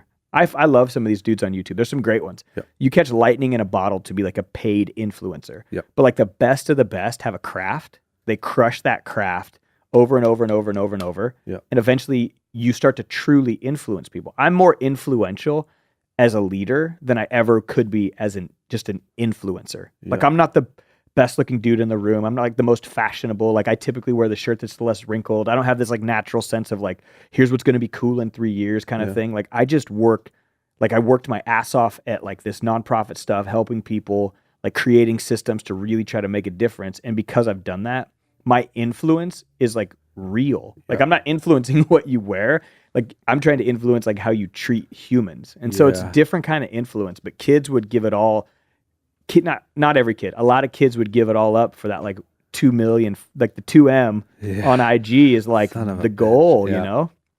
And what I always say is like that those kids that are currently the biggest influencers and social media celebrities didn't know that was a job when they started it. And also it might not be a job when their fans get old enough to be it. You see what I'm saying? Like even the kids, the ninth grader, you might have a goal of being a YouTuber or a social media, whatever. It might not be a job by the time you even get to the age where you could have done it, right? You might be like a virtual reality or a VR. No idea. Like what's a VR even going to be? You know, like who knows? A fucking VR. Yeah, like figure that out, kids. That's going to be a job. Like some kid's going to be like, yo, hop into my VR bubble I made and come kick it with me while I do. Like, it's not the kid you think it is. No, it's the kid who you don't even know what the hell he does after school because he's in his basement fucking VR and his tits off. Just coding like a boss right now, and you're like, and you're like, you're trying to fucking weird. Yeah, you're worrying about your like Snapchat while he's building the next one. You know, it's interesting how like, but it's crazy because we didn't grow up wanting to be followed either. Like we grew up. There's a difference between kids wanting to be followed. We kind of wanted to be seen. Like you wanted to be loud, you wanted to be seen, you were known, right? Like so many famous people were just like the craziest one in the room, and they were like, that guy's interesting, let's put a camera at that guy. But now like to be followed throughout your day is such a different experience. And to me, it wasn't about being followed. Like I say like language is everything. I did a survey of like all these like Insta famous kids and like all these guys. The percentage of like photos with just them in it, times they say I, me, and mine, compared to like the real leaders of the world who are saying like team, us, and we, and like vocabulary is everything. Have you ever noticed like the Insta famous kids are like, oh, my fans, I'd be nothing without my fans. Jesus Christ, right? Of course, yeah. But you got like Musk, who's out there like saying, ask me any question, I'd love to answer it. Yeah, and I'm like, I'll teach you how to fly a rocket to Mars. And I'm like, I do anything to like sit. Do you know what I'd do to have a cup of coffee with that dude and be like, and he's probably, if you ran into him and you ran into whatever the biggest Instagram influencer is, you're probably more likely to have a conversation with Elon Musk. Meaning he would probably be more likely to say, yeah, sit down. What's your question? Than fucking Pixie Rixie or whatever the hell her name is. You know what I'm saying? Right. But they'd be like, no, who are you? Right. Ew, gross. Right. And like the thing that's crazy is like, and I don't want to dog on like the like some of those kids are making real money. You can dog on them. Right. That's your job. No. I'm here to say like what I would love to see. Here's what I would love to see. Here's what would make my like heart happy, like at the core is if all these influencers, all these like quote unquote, like, you know, thought leader, trend leaders on social media, man, get a passion that's not yourself. Like publicly say, you know what? Like I'm going to donate. Like I got this whole campaign where I'm getting paid this amount of money. Like every penny from this thing is going straight into like teaching kids to read or like the community that made me, you know? And I would love to see, cause that's something that's dear to my heart is like, how can I keep taking care of my small little place that I'm from in Nebraska and like help them help. There's like these little kids. I hope they're going to listen to this, but there's these like little 4th grade kids calling themselves Team Hot Wheels. And they're like out there like lemonade stand, making burritos, trying to raise money for this skate park in my small town. These kids are legends. And like, so I don't follow a ton of people online, but like I'm like obsessed with Team Hot Wheels from Imperial, Nebraska. Is that their tag? Yeah, like Facebook. Okay. Like you just like everyone go follow Team Hot Wheels in Imperial, Nebraska skate park. It's like those kids are 4th graders, right? Like they just want to skate, and it's like influencers were once 4th graders who had that like little dream, and like I would just love to see some of the like the hype around like look at me stuff. I would love to see it like give it back. Like, just give it back and be relentless about like. I think it'll shift. I think that will shift. I do think that it's similar to the conversation about how balling out isn't cool anymore. Totally. I think that like people will get sick of the self promotion and the self, but it's like that's why I say like we're in the middle of it where the Kardashians are the most influential people in the world, bar none.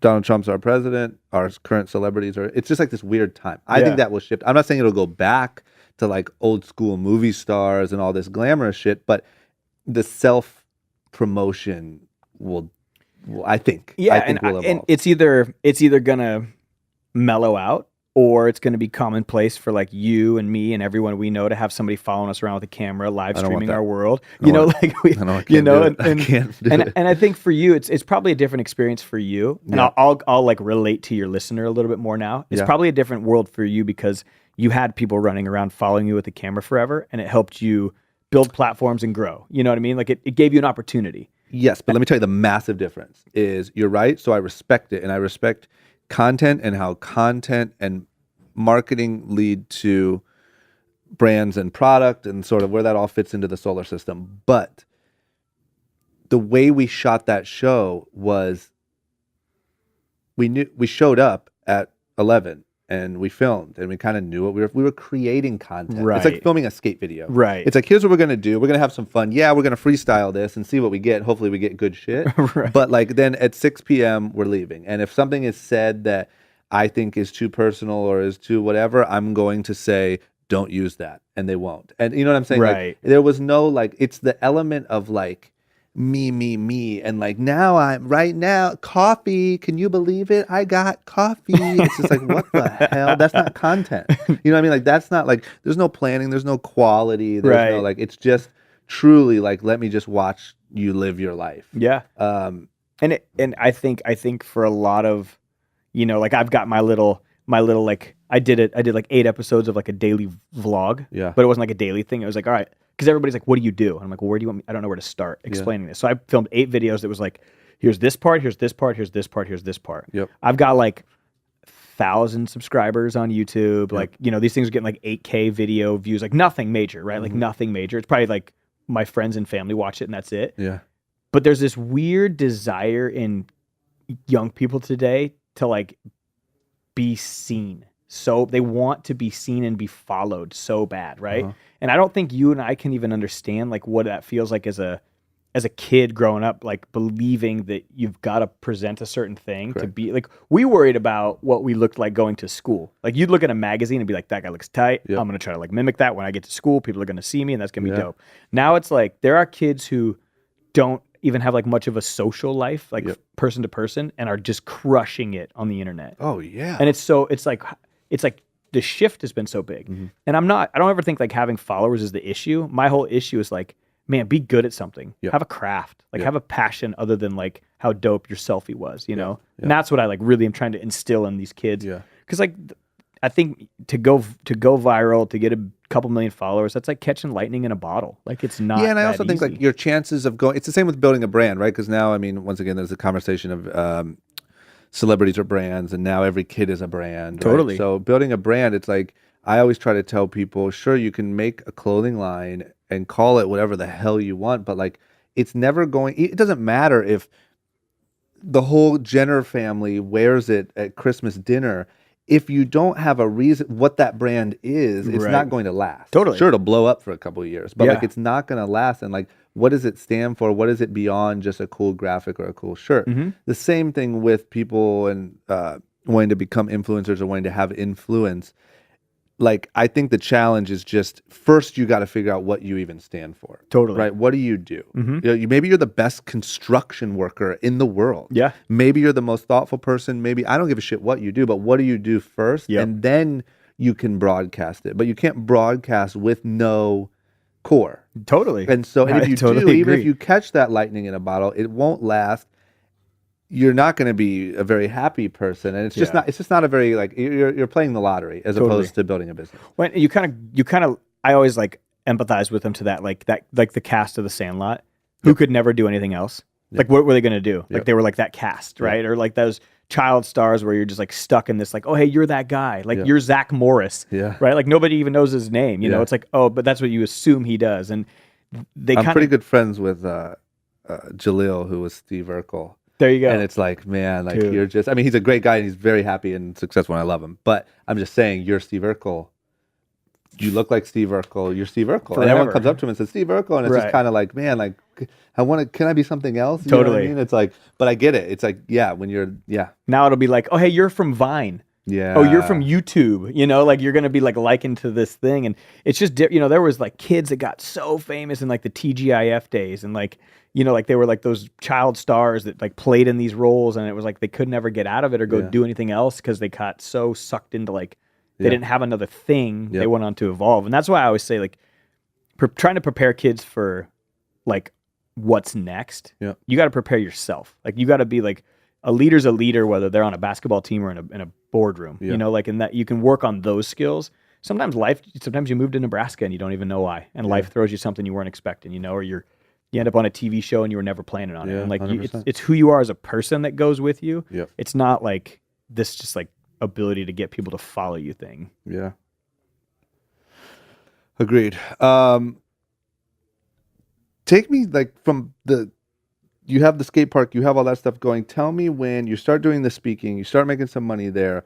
You said that it progressed to this bigger thing. What was that? Like, take me through tell me how that grew. Yeah. And so I got, I kind of caught my own like lightning in a bottle moment where I skateboarded across Nebraska. Our local Red Bull rep had heard about some of the stuff I was doing. Came out, they filmed this thing. She saw me do Skate for Change and was like, we want to make this big. They wrote a Red Bull magazine, did like this article about me and Skate for Change and like my skate park. Nothing article, 4 sentences, really, really minimal. And then Ryan Sheckler, who's a Red Bull athlete, had heard about it and was like, hey, you know, we did this activation. He's like, I'm coming to Nebraska. We're going to do Skate for Change. And so Ryan shows up to my crappy little skate park in the mall. And it's like embarrassing because like at that point, you're like, okay, this dude skated anything that anyone's ever skated and he's about to skate like this spot and there's no like fixing it at that point, right? Like there's no like making it better. And so like the toilet clogs in the back like the hour he shows up. Kids are like trying to like keep the toilet water from getting, it's just like a train wreck. We do this event, do this activation. He starts hearing about what we're doing. He skates around with us and he's like, this is tight. Sees homeless guys, gives them socks, the whole thing. And then I get invited to go play in his like Sheckler Foundation charity golf event. And so I go play in this golf event and there's this 10K putt, 65-foot putt that if you make it, you win 10K. I walk up and I sink the putt and I win 10K. And it's like this miracle of a like finger of God moment, you know, Holy like totally cow. no way. And so Ryan's inspired. He's like, and I'd already said in true Mike, I was like, if I make this, I'm donating it to Skate for Change. I'm giving it all Yeah, back. of course. Right? Because I make zero income. Right. Yeah. We have $100 in our I've already checking account. signed on with God to never make a dollar. Yeah, totally.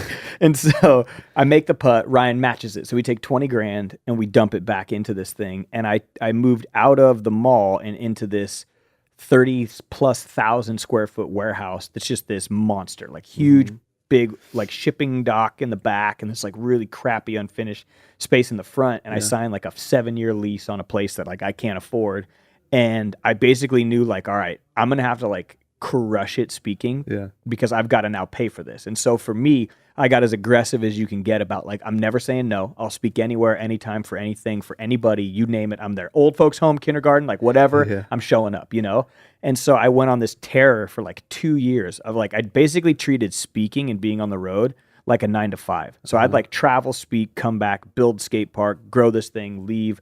And I was just dumping my own money into it. Like I was basically like funding this thing while I was getting paid to do this. And so it was this crazy lifestyle of like speaking and funding and speaking and funding. And it just kind of worked and it blew up. And I think people either saw like my authenticity or just I was like so different in the youth speaker space that I was like a breath of fresh air to everybody else that was out there. Maybe, you know, part of it was probably just like my own personal stories that I was telling were connecting with youth, but it grew so big that I started getting asked to speak more than I was physically capable of doing. Yeah. And so I decided, I was like, all right, like I'm going to create like a video series. So if a school was like, hey, can you come speak? And I can't make it for like 9 months, I'm going to send them like this video series. So I sat down on a crate. We built this old wooden crate and I got, 3 cameras and we just sat down. We were like, we called it the harbor off of this tattoo I have that says a ship is safe in harbor, but that's not what ships are for. And so I was like, schools are where kids are supposed to be safe and we're equipping them. And like, it made sense in my head. And so I sat down, filmed this episode on judgment and like we got to stop judging each other and start loving each other. And like everybody matters and like we're all important here. And I just kind of like told my story, chopped it up real quick and then, send it off to different folks, got some funding from State Farm, filmed 19 episodes of that and got to film people we both know and people from the action sports industry. I was calling like friends of friends. We brought a mobile studio out here in the Nice warehouse where they ship beanies and we blacked it all out and like filmed like 10 episodes in this warehouse. Yeah. And the show got picked up by Jostens and it just like exploded. And so now like this show gets distributed to thousands of schools all across the United States, other countries. Millions of kids literally tune in every week and watch this series called The Harbor. And I just created it out of this space of like, I can't be everywhere. I can make dope videos or I can interview and record cool people. And so like this video series just kind of exploded. And so we're in season 4 of that now. And so I'm able to, like I've had like Von Miller, like Super Bowl, MVP, he was on it. Kelsey Ballerini, who's a famous country music singer, Jordan Sparks, Shex came and did an episode. Like John Harbaugh, the coach of the Ravens, did it. Like really cool people. If you're listening to this and you're like a really cool person and have an amazing story to tell, hit me up. I would love to interview you. And my whole purpose is like I just want to capture like amazing humans with like real stories and then bring it to the classroom so a teacher can divulge it with their kids. So we talk about like diversity, dating violence, like all that stuff. Like we cover topics that a teacher is probably like, I don't know how to talk about these issues with my kids. I need some help. And it's like, oh, there's a resource for that now. And so, like kind of everything blew up at the same time. So my warehouse now, I took all that money, we funded it. So the warehouse today, we dropped the 198 and it's just called the Bay. And so the Bay today is an indoor skate park, coffee shop, concert venue, art space. It's a full-time outreach center. The girl that I used to do street outreach with at that other nonprofit quit, came to work for me. She runs our whole department now. We've got almost 20 people on staff, but we've got this like super kind of like hipster pretentious coffee space where we make really high-end coffee. And the goal for our coffee shop is we're using that as like a job training space. So like if you're a homeless teenage girl or if you're a victim of sex trafficking or domestic violence or like you're a homeless youth in our city, we really want to give those kids those barista jobs and teach them that skill to get them off the streets and give them a chance to grow. And so we got a donation from this foundation out here called Find Your Grind. And so Find Your Grind gave us a huge donation, really generous, and now we're creating this thing called the Find Your Grind Collective. And it's basically we're giving cameras and computers and just opportunities through like the digital arts to all of these low income at-risk kids who are in our building every day. Yeah. And my goal is like big dream, pipe dream. What I'm cranking on now is I want to start my own high school. And I've been really vocal about this for a long time, but want to turn this warehouse, this space into an actual school where these kids can, you were talking earlier about, man, how do we teach these kids? How do we show these kids? And that's why I looked over at her and was like, that's what I'm doing. Like I'm taking this school and like going to grind it into this place where like these kids are going to be, imagine if you're like 13 and you love to skate, and those are like you like come skate for 2 hours, then you like go do math, you learn how to film, you learn photography. Like I really want to take these like misfits, outliers, like these kids who don't necessarily fit the mold, and like create a high school for that kid. That's like what I'm in the process of doing. And so like I'm creating the systems and the space and like the place to start this high school that can really impact these young people. And so I got really connected with Find Your Grind. And now I'm going on this massive tour in the fall with my friends at Find Your Grind. And we've started this company where we're really rethinking career ed. And so instead of asking a kid what they want to be when they grow up, I'm asking like, and I want to show kids like the possibilities of who they can be. And so we're flipping it. So instead of saying like, what do you want to do? Oh, you want to be a doctor? Cool. Like go to college for 4 years, get these skills, and hopefully you like your life. I'm way more like, what are you good at? What are you passionate about? If you could do anything, like work or not, what would it be? And like get those answers from kids and then create an ecosystem where they can explore. So we're going on a mission with Find Your Grind, and we're filming all of these jobs, all of these careers. We're going to come in. I'm going to ask you if I can come film. What does it look like to work at a clothing company? What does it look like to be you? And we'll film a day in the life of you and then sit down and really interview you and be like, all right, how'd you get here? Like what skills do you need? So we did a construction, not many kids. Tons. You need tons. Literally not many. I'm just squeezing by. We'll let you tell them all about it. Yeah, maybe we'll film your number 2 guy. We'll come film that guy and be like, what's he actually do? What does he do? Yeah, I don't know. Yeah, nobody knows, but he's here. He's got a sometimes sick the door's office. closed and sometimes it's open. I don't really know. But the goal is like I just want to show kids what's out there. And so we filmed like a construction dude who was like self-made guy, young kid, and he was like, well, I started doing construction because my girlfriend's dad was into it, so I worked there, and now he owns, he's building homes out here. Fast forward 15 years later, and he's on HGTV building homes for like the celebrities. But he all pointed back to like, oh, my girlfriend's dad kind of got me into it, and I thought it was interesting. And it's like, kids got to see like the path and the process, because every kid's out there choosing a job like, well, I want money. My parents said I got to make money, and it's like, well, if you make money and you're miserable, was it worth it? And we both know it's not. And they don't get that yet. And so, findyourgrind.com or findyourgrind.org is where the platform is now, but we're building out findyourgrind.com. But it's this curriculum, it's this assessment. I'm going on this awesome tour with Jostens next year, and it's called the Find Your Grind Tour. I'm going to be going we're living in a bus from September till April, and it'll be the whole country. And like, I just basically get to live in this like massive tour space next year, really preaching this message of go find you and do you and be positive along the way. And like, we can start to chip away at making the world a better place. You're a rock star. Like you're really like on tour even. We did it the getaway last year. We lived in a tiny home.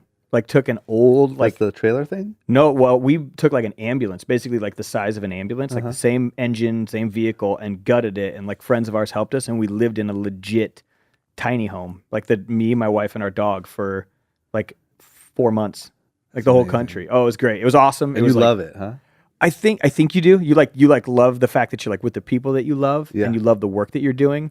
But we did like 40,000 miles in 90 days, and you're just like on this mission of like, you get in late, you get up early, you do this event, you drive 6 hours. You know what I mean? Like, yeah. And it's one thing to have a driver, and like you get in at 3 and you're like, man, we crushed that. Like, let's put on some Netflix. Like, let's hang out. I got like 25 emails. It's like, no, I got to like drive 6 hours, So I'm like, you turn your hat backwards, you slug a ton of coffee, eat sunflower seeds, and you're like bombing around the country, just like trying to make a difference. But we grew this thing big enough now. So this year we actually get like, there's a bus and a driver, and like we're creating. That'll be nice. This. Oh man, I won't even know what to do. Dream come true. Yeah, I'm gonna get in and be like, I feel bored. What? Like I don't have to drive. I'm gonna tap the driver and be like, did you want me to work? Do you want me to do this? Like, I'll switch have some out. sunflower seeds. For sure. That's cool, man. I feel like you and I are really aligned a lot on like a lot of the sort of thought processes and the whatever. I just feel like you're putting it into action a lot more than I am. Like I'm sort of like toe dipping in it, and I'm like, what is this? And this is kind of how I feel, and how can I realistically? Because also I know I can't stop doing what I do and just go chase this full time, right? So it's like, how do I sort of use this platform that I have, and how do I? And it was always part of this sort of the soul of what Young and Reckless stood for to me, right? When I made Young and Reckless, it was because I had came out here and I had seen the opportunities, and I had seen sort of like, I just had this moment of feeling like this is the key to happiness, right? Like just you take a risk, you move, you find a purpose, you get self-esteem, you feel important. Like this is it. Had only all these people back in Ohio that were getting in trouble or getting addicted to drugs or just sort of generally giving up on life, known that you could do this. And so it became this sort of like, how do I build a brand around like highlighting young, successful people and highlighting the process? And I think I'm actually honing in on it more now than I ever have, and more with this podcast and stuff like that. But I don't know. I just feel like we're very on the same page with a lot of this shit. Totally. You're just really actively putting it into action. Well, I think you kind of got to grow different platforms at different times. Yeah. You know, like I couldn't start out 8 years ago and be like, you know what I'm going to do? I'm going to have this like massive thing that's going to be like, you know, I'm going to have this huge warehouse. Like I started with some recycled ramps in a barn, you know, you're growing this to the place where you've got a huge platform, but for you know, you can get about anybody you want in this seat that I'm currently feel super blessed to sit in.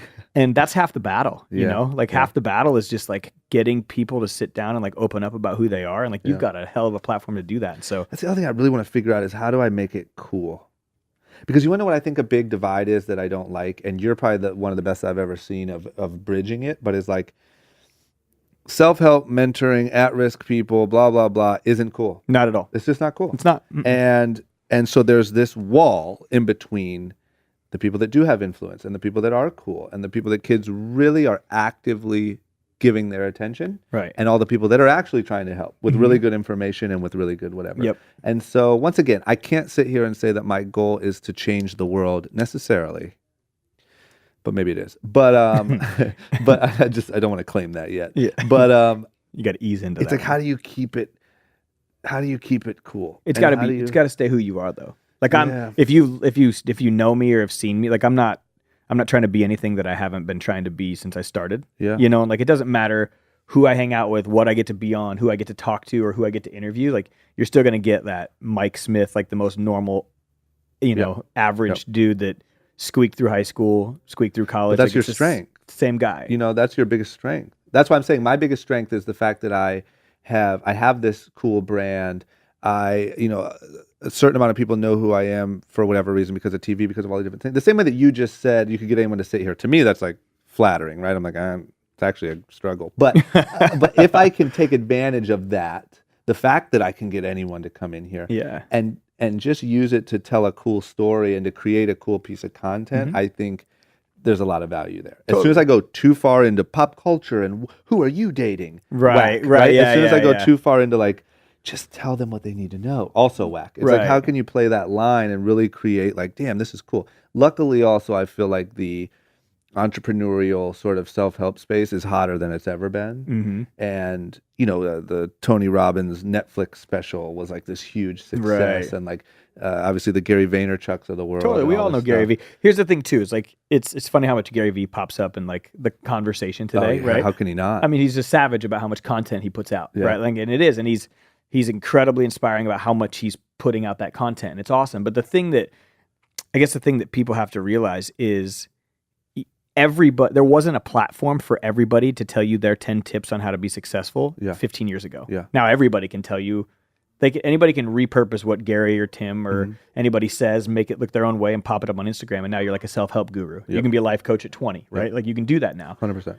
Back in the day, it used to be like you built $1 billion brand. Like how? I want to know, right? Like you had to succeed at something to have the leverage and the opportunity to trickle down. Yes. You have succeeded at multiple things. Yeah. So now you have a leverage and opportunity to trickle down because there's a lot of noise. Gary's successful in what he says because the dude is as relentless as he is about putting out content and like saying the same thing over and over and over and like beating it into your head.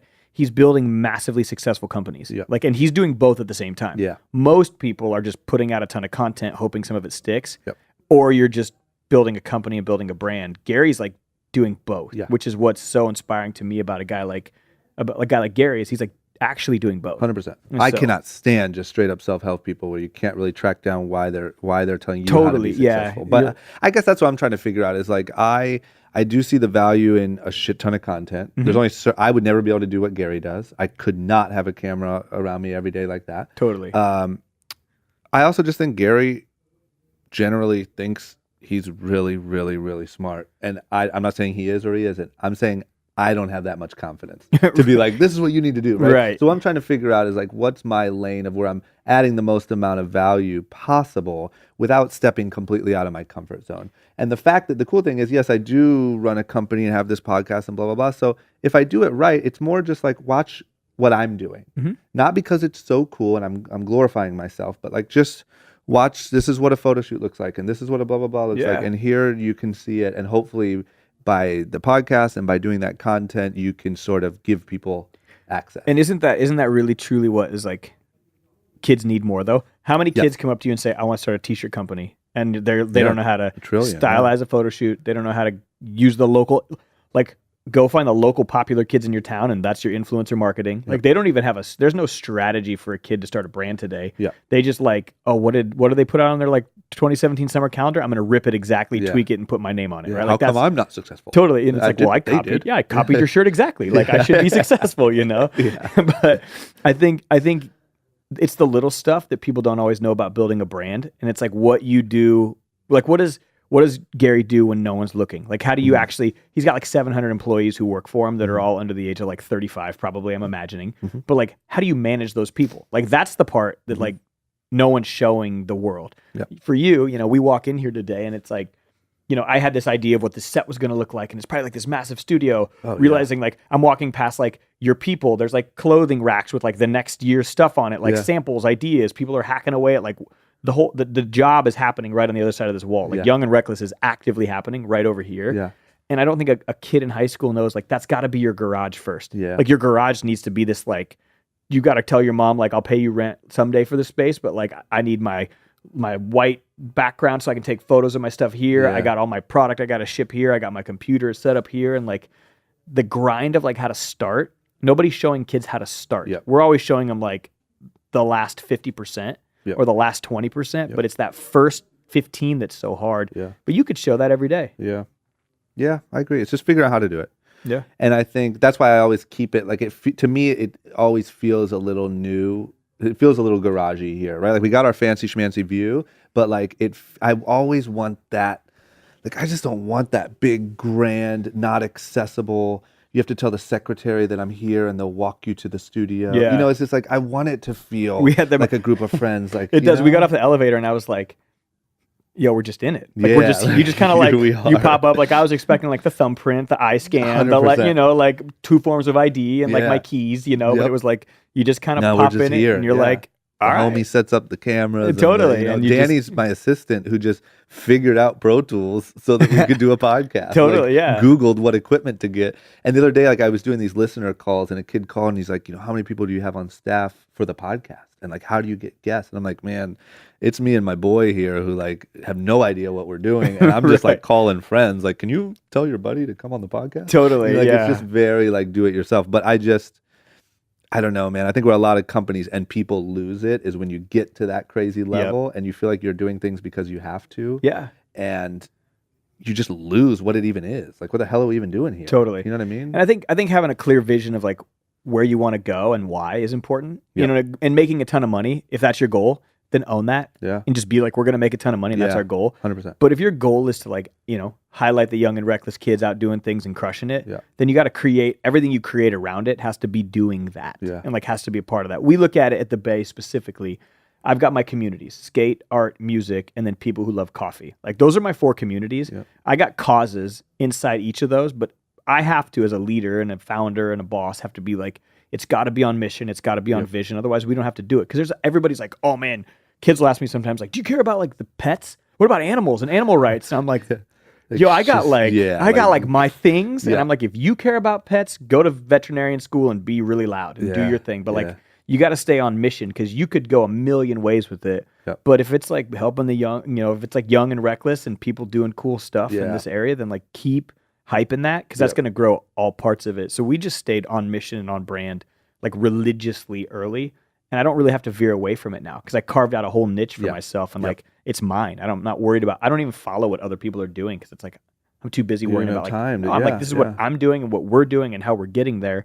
What you're saying and what you're doing, like I don't even have time to process it because we're just on our own grind. And I think that's the key. Like the goal in life should be to be so on brand for yourself that you don't have so much time to worry about what other people are doing. Totally. It doesn't matter if that's that you love yoga and fucking working at your job and like whatever it is, like you should be so clear on that. Your goal should be to be so clear on that you don't have so much time to like worry about what everyone else is doing. Well, that comes down to like the haters and the naysayer. Like the best of the best have no time to pay attention to haters and naysayers. Yeah. They're just like in their grind, doing their thing. Yeah. And it's like the biggest and the best out there are just really truly hustling. Like they're not worrying about what the latest jargon or conversation was. And so that to me is kind of how, I don't know, I'm just too busy doing what we're doing to think about what anyone else is doing. Yeah, that's the closest to happy that I've ever. That just sounded really depressed. I didn't mean that. I'm a super happy dude. But I mean like the closest to like, this is it. This is how life should be is when I'm in those zones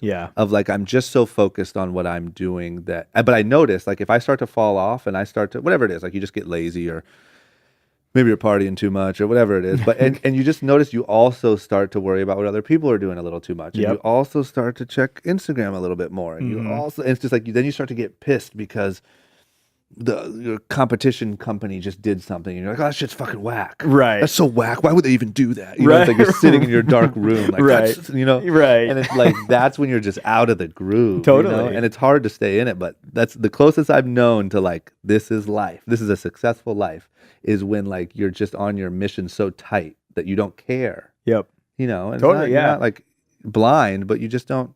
Doesn't bother you. And you can do that as in any stage of life. Like you can be on your mission in high school. You can be on your mission in college. Yep. You can be like, you can mom so hard that like your kids are, you know, like. Yeah, you can mom your fucking ass You off. can do that. Yeah. Like your house is spotless. Your kids made it to soccer practice. You cut up every orange slice. You picked them up on time. Like they got fed and went to bed. Like you can mom like a boss, but like sometimes you got to like. Just do something. Yeah, whatever like it is. I don't give a fuck if you're at McDonald's making French fries. Make them like a boss. A kid hit me with that once and he was like, yeah, but like. What would you do if you worked at McDonald's? And I was like, if I worked at McDonald's, I was like, in 2 weeks, I'd be like the day manager. Yes. 3 months, I'd be the night manager. Like 6 months, they'd be like, do you want to own this? Like, do you want to be the boss and just like own this thing? Like, we're going to give you some equity. You want points? Calling you Ron yeah, at McDonald's totally. Oh yeah, Mr. Ron. Whatever it takes. Whatever it takes. But I was like, if I'm at McDonald's, I'm going to own the shit out of McDonald's. Like, I'm going to be there. It makes me so mad, like when I see even people like, you know, at the fast food restaurant who just suck. Right, like they make you your plain cheeseburger all fucked up, and it's like I'm not mad at them. I feel bad for them, but it's like that's to me the epitome of like, why? Like, why are you doing this then? Yep. Why do you wake up every morning and go to something that's the easiest job in the world to get, and you fucking hate it, and you don't even have enough like care to make fries right. It's just like, why? I don't know. It doesn't, and once again, to clarify to my listeners before I just get destroyed on comments, I'm not hating on those people. I'm not calling those people anything. I'm saying like, that's just the epitome to me of like giving up. Like you don't have one piece of passion in you about anything. Right. I remember, and it's, you know how your dad, like, I don't know how your dad or parents were, but my dad seemed to speak in like fortune cookie phrases, right? Like I don't remember a lot of what my dad said. He dropped on me one time. Like how you do some things is how you do everything. Yeah. And this was like right when I started washing dishes at our local restaurant at like 14. And it was like, hey, you got to take her serious because how you do some things is how you do everything. Yeah. So he somehow that's a good one. Equated like how I wash these dishes is how I'm going to be as like a CEO someday. So like I better be the fastest, greatest dishwasher that's like ever happened. And so I just made it a point to be like, it's not glamorous, it's not glorious, but like for whatever reason, like how you do some things is how you do everything. And so when I would be like painting and wanting to cut corners, funny or how like that works. mowing the lawn, being like, I just have this like fortune cook. Oh yeah, just like damn it, Dad, like he's always right, you know. But it's funny, yeah, God damn it. So if you're working at a fast food restaurant, like how you do some things is how you do everything. Because that's the thing, like crush it. It's sort of like also the saying of wherever you go, there you are. Right. It's like it's like.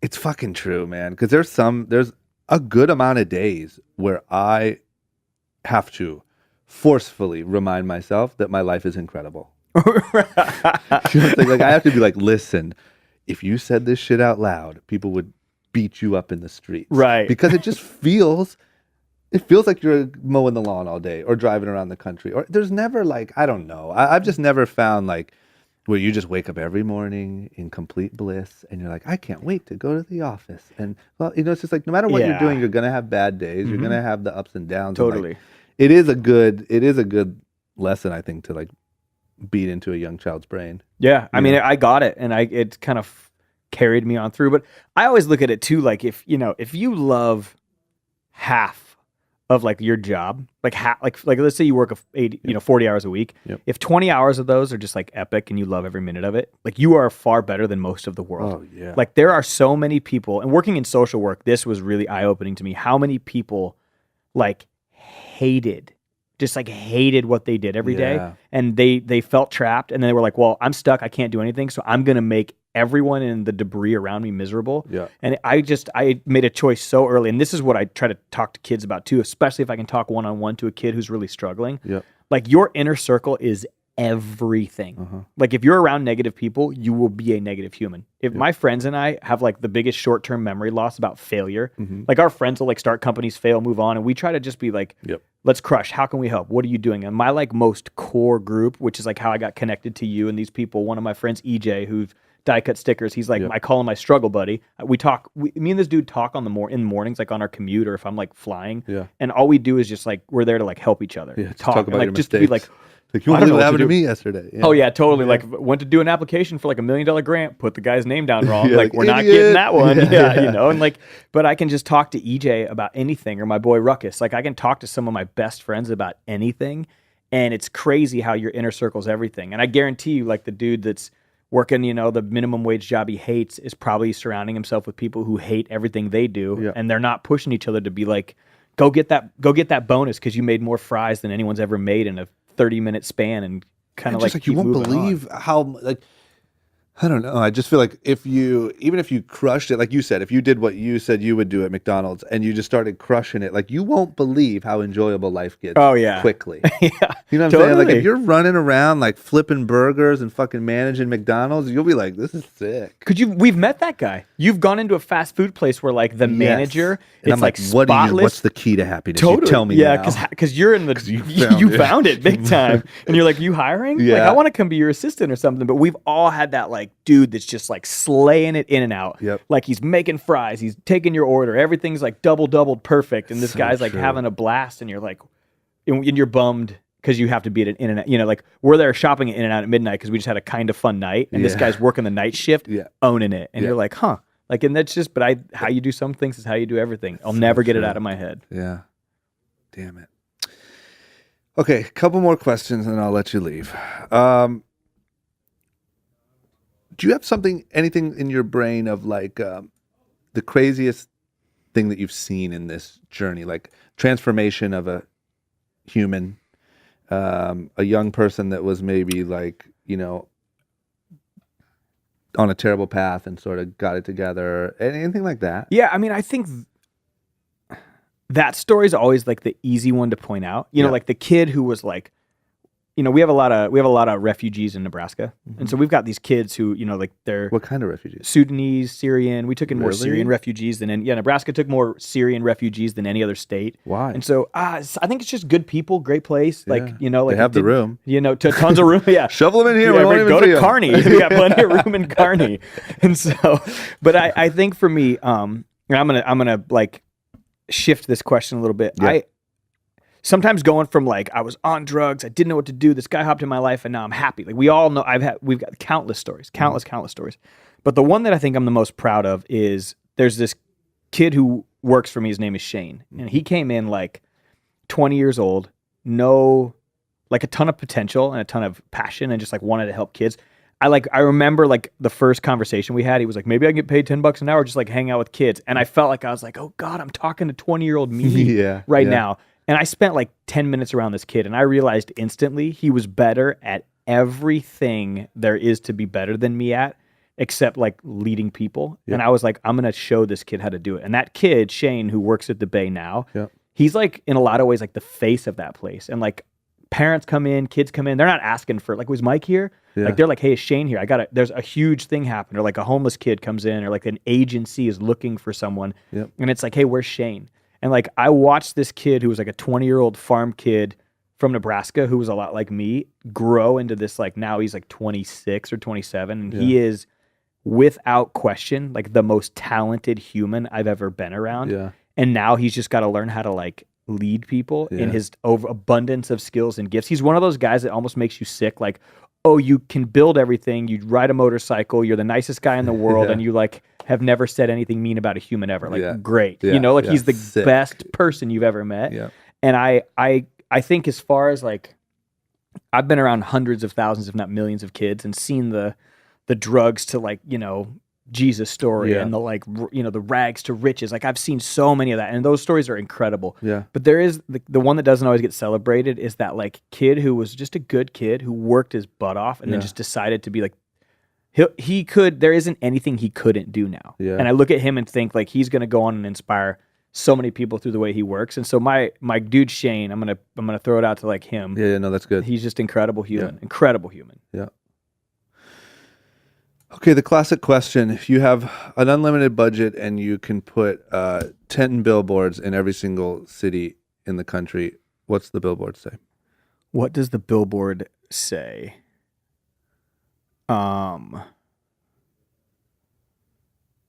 would say I would have a quote that says helping people happens when no one else is looking. And then under it, I would ask the question, what are you doing when no one else is looking? Question mark. It'd be all black. Creepy. Just white font. I'd be like, shit. Yep, and you'd be like, damn it. Fuck Mike. Yeah, God, he's everywhere. Yeah, I know. He's everywhere. Like, I just traveled all the way to Chicago and he's here too. Yeah, he won't leave me alone. Yeah. But I think like that whole like who are we helping? Because you know how it's gotten glamorous to help people today? Yeah. I love it when you don't hear a story of a guy who just like took the homeless dude out for dinner because it was the right thing to do, and it didn't become a novel on Facebook that they did it. Yeah. And I realized the hypocrisy. I'll probably get eaten up for this. I realized the hypocrisy in running nonprofits where you have to market. Like that's part of a job. People don't get that. Like you have a business, you have to market what you do to raise money. But true like compassion starts for people when you do it, not because the cameras are out. This ain't going up on Snapchat. There was no matching T-shirts like that everybody wore that day to give back one time. Yeah. You know, it's like that's No just hashtag. who we are. Yeah. No hashtag. Just a Ziploc bag in your front seat so that when you see that dude on the street corner that needs something, you hand him some hygiene kit stuff and some socks, and you're like, here, man, I'm thinking about you today. Like that moment that was like the uncaptured interaction is so much more impactful. Yeah. And it's like that's the, however you capture that on a billboard, that's what I'm doing. Got it. That's good. Okay, another one. You're 80 years old on your front porch of, I'm going to say you're probably still in Nebraska. For life. But maybe you have like this like crazy weird mansion / self-help / skate park, whatever it is. For sure. Right? It'll be all You're of it. Yeah. tan. You're just like, here I am. I'm Mike it's Smith. bald up here, but I got long hair coming out the sides. And you're just like you're the compilation of everything that Mike Smith has ever been, right? Like you're just sitting on your chair. What's that look like? What's your life look like? What's your legacy? What's your... Yeah, I hope it's a debris of people who created things because they had proximity to me. Yep. People who decided they were going to give up like worrying about money and being famous and worrying way more about like kind of the impact they could make with their platform or the stuff that they had. But I think for me, like if you got the people you love around you and the people you impacted like off doing their thing and happy, like I would just be pretty stoked. You know, like I'm probably going to be like covered in a lot of really crappy tattoos. Yes, good. Just like stoked that I'm just like slugging coffee and like laughing about like, do you remember that one time when, you know? Yeah. And I think for me, it's going to be a simple ending. I'm going to have a simple ending. And I think probably because I had like a simple beginning. Yeah. And so like, I came in pretty mellow. I'm probably going to go out pretty mellow, but yeah, I think it'll be hopefully a debris of like countless people who are like, man, I started this nonprofit because I heard this podcast from this dude one time, and I stopped paying attention to everyone else's world and started creating my own. And like, you can't track that, but and I will for sure be rocking Vans. It's so good. Okay, last one. You can travel back in time, and you climb out the window, and you take a seat on the roof next to little Michael, who just got to Nebraska and he's devastated. Yep. And he thinks he hears some Smashing Pumpkins in the distance, but whatever. He brushes that off, and you sit down next to him, and you can tell him anything. You've been through a lot now. You've seen all these different perspectives. You've helped these people, blah, blah, blah. What do you tell him to just sort of like take the edge off? Yeah. You know what I mean? I think I'd look at him and I'd probably give him that, like, you're going to be just fine. Yeah. Like this, when you're a kid, everything feels like it's the biggest deal ever. Yeah. You know, like high school is the biggest thing and it'll never get bigger. Yeah. Like what my 10 kids in this high school think about me is as big as it gets. And I think I would have like put my arm around myself and been like, my man, like this town's got 2,000 people. You're going to be just fine. Like just keep going, treat people well. And then I'd probably drop this, like every fortune cookie your dad drops on you, write it down. Because there's probably a lot of good ones I like left hanging out there somewhere. Yeah. But yeah, I think I'd tell myself like everything isn't the biggest deal in the world. Yep. You're going to be just fine. That's good. I still have to remind myself that now. I'll still like have mornings where I'm like, it's over. Totally. Like, I'm fucking dead. Totally. Like, you know what I mean? Oh, dude. Like, Yeah. Okay. Absolutely. Like you, and I think that part of that just comes with when you're trying to create something new. Yeah. And it's not like we don't, neither one of us have a job that like our boss is saying like, you're going to show up at this time and you're going to leave at this time and you're going to get measured on these things. Like when you're creating every day, you get into these deserts of creativity where you feel like the creativity's gone. And what if I never get it back? Yeah. Like you have these days that can go for weeks where you're like, I haven't had an original idea. I haven't cracked the code. Our thing's not going to go viral. We haven't done the massive thing. Like we all do that. And 100%. It's like I do it a few times a week. And it's the fact of like, I think when I've talked to a lot of people way more successful than me that have it. So hopefully I'm not of the minority here, but like when you don't have the safety net and anything can happen, it's a little daunting sometimes. And even like I've talked to some really incredibly successful people that are like, I'm just scared of going broke. You know what I mean? Like I still have in my mind, like I could have to move back to Ohio and work at Starbucks. Like I'm no better than anyone. Right. I'm not like the same. I'm making fun of the McDonald's worker. I could be next to him. Right. You know what I'm saying? 6 if I don't months, get the shit totally. figured out. Yeah. But yeah, I think that it's just that weird lingering sort of, who knows? Nothing's guaranteed. No, but that either makes you terrified or hungrier. Yeah, it just depends on what day of the week it is. For sure. Yeah, and how much coffee I've had. Yeah. I think there's a constant theme about like coffee intake per output I'm for telling you. you, man, coffee and rap music. That's it. That's it. Totally. Key to life. I feel like your rap music's probably like mine, where it's like anything post like 98 is really tough to digest. And it's like, I'm way more in that like early POC. You know what's funny? Tribe. I'm similar, but I'm more I don't know, just pre this age, like before. I'm gonna sound like a hater. I feel like I'm sounding like a hater on this episode. I listen to all the new stuff, especially because it's partly my job to like know what's going on. Sure. Like I listen to the new, like I like Lil Uzi and some of these guys. Some of them I just don't understand. But my real sweet spot is probably like 2000. I don't know, 9 or 2000, maybe 6 to 11 or something. Like in like the TI. Who? Oh, TI. Okay. TI really, I don't know. I go back to old Eminem a lot. Yeah, I mean, I just even now with my brain being on like branding and whatever, like probably the greatest brand ever created as far as I'm concerned. It came so like juxtaposition of what we were expecting. Yeah. Right. Like we weren't the world wasn't expecting him at that moment. But like you couldn't do it now. No way. I mean, I remember like, I don't know if you did, but like instantly went to the local like hairdresser with like a magazine and was like, bleach it that white. My hair had better be that white. Oh, I have a photo of us on a family cruise and it's like my family's all tanned and happy and I'm like with emo just bleach blonde hair making the most pissed off face. Oh, like, totally. Hi, Marshall my told you name too. is, like I feel you, Marshall. Oh yeah. No, I think he was a phenomenon and it was incredible. Yeah. Like you got to have your people. That dude. Have your people. There he is. Yeah. Reach out to him and see if he'll come drop some money. Wouldn't that be the studio would get a little bit more full that day? Oh, I could imagine my life would get more full that day. For sure. That might be one of the only people that I like would be jammed up. Like fan too hard I think over. I would, man. Yeah. I feel like I would be more nervous having a real conversation one-on-one with Eminem than Barack Obama. Ooh, yeah.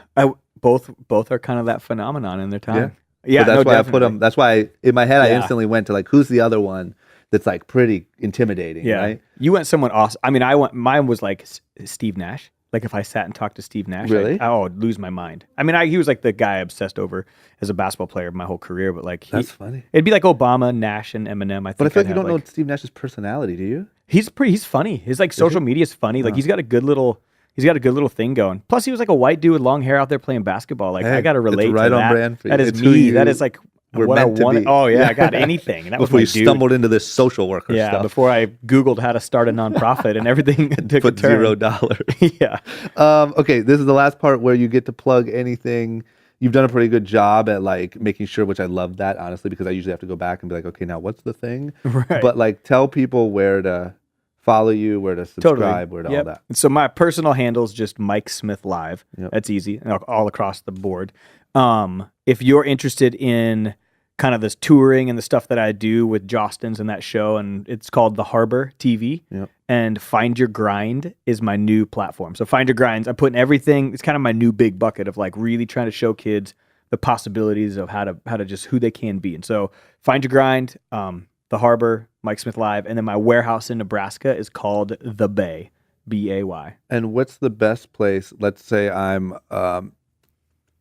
a teacher who wants to get involved on some real stuff. Yep. Where do I get in touch with If you're a teacher that wants to, if you're listening to this and you're a teacher, first of all, you're the dopest teacher that's ever been out. Like you've got you're just, That's true. you're in it, right? Like I you're need like a group that's like teachers for short story long. totally like a the cool Facebook teachers. group, Yeah, and we all just create that. chat each other. Create that. It'd be epic. Yeah. And then you might get some booking. You could speak I there. could You could do this speak. live at the school. I want to try speaking, man, but anytime, I'm so scared. dude. Anytime. I got Shit. there's stages 2 miles from here that I could call and they'd be like they'd love to have you. I'm scared. But just go to MikeSmithLive.com. I'm real easy. Like if you Google Mike Smith or like Mike Smith speaker, like it's pretty easy. The fact to that you've been able to even make an impact on Mike Smith, if you Google it, is pretty impressive. Well, it was Michael W. Smith, like the old Christian singer. Yeah. Bubbles from Trailer Park Boys is in there. Yep. A couple coaches and like a hockey player, and then like a ton of like plumbers and landscapers, and like we're like the average. We're the average man, you know. You're the like, working man. Oh, big time. There's like we did a research for this book. There's like I think there's like 33,000 Mike Smiths in the United States. Like just 33,000 of my name running around out there. We're like every fake credit card and fake billboard that you see is like Mike Smith. Like, you gotta be the voice for the Mike Smiths out there. I'm trying, man. I'm really pushing hard. I'm pushing hard to carry the torch for us. Well, listen, man, thank you for taking the time to do this. Stay in touch. Keep me updated on everything you're doing. Thanks for sharing your story. Stoked, man. Short story long. There it is. Real long. We did it. I like it.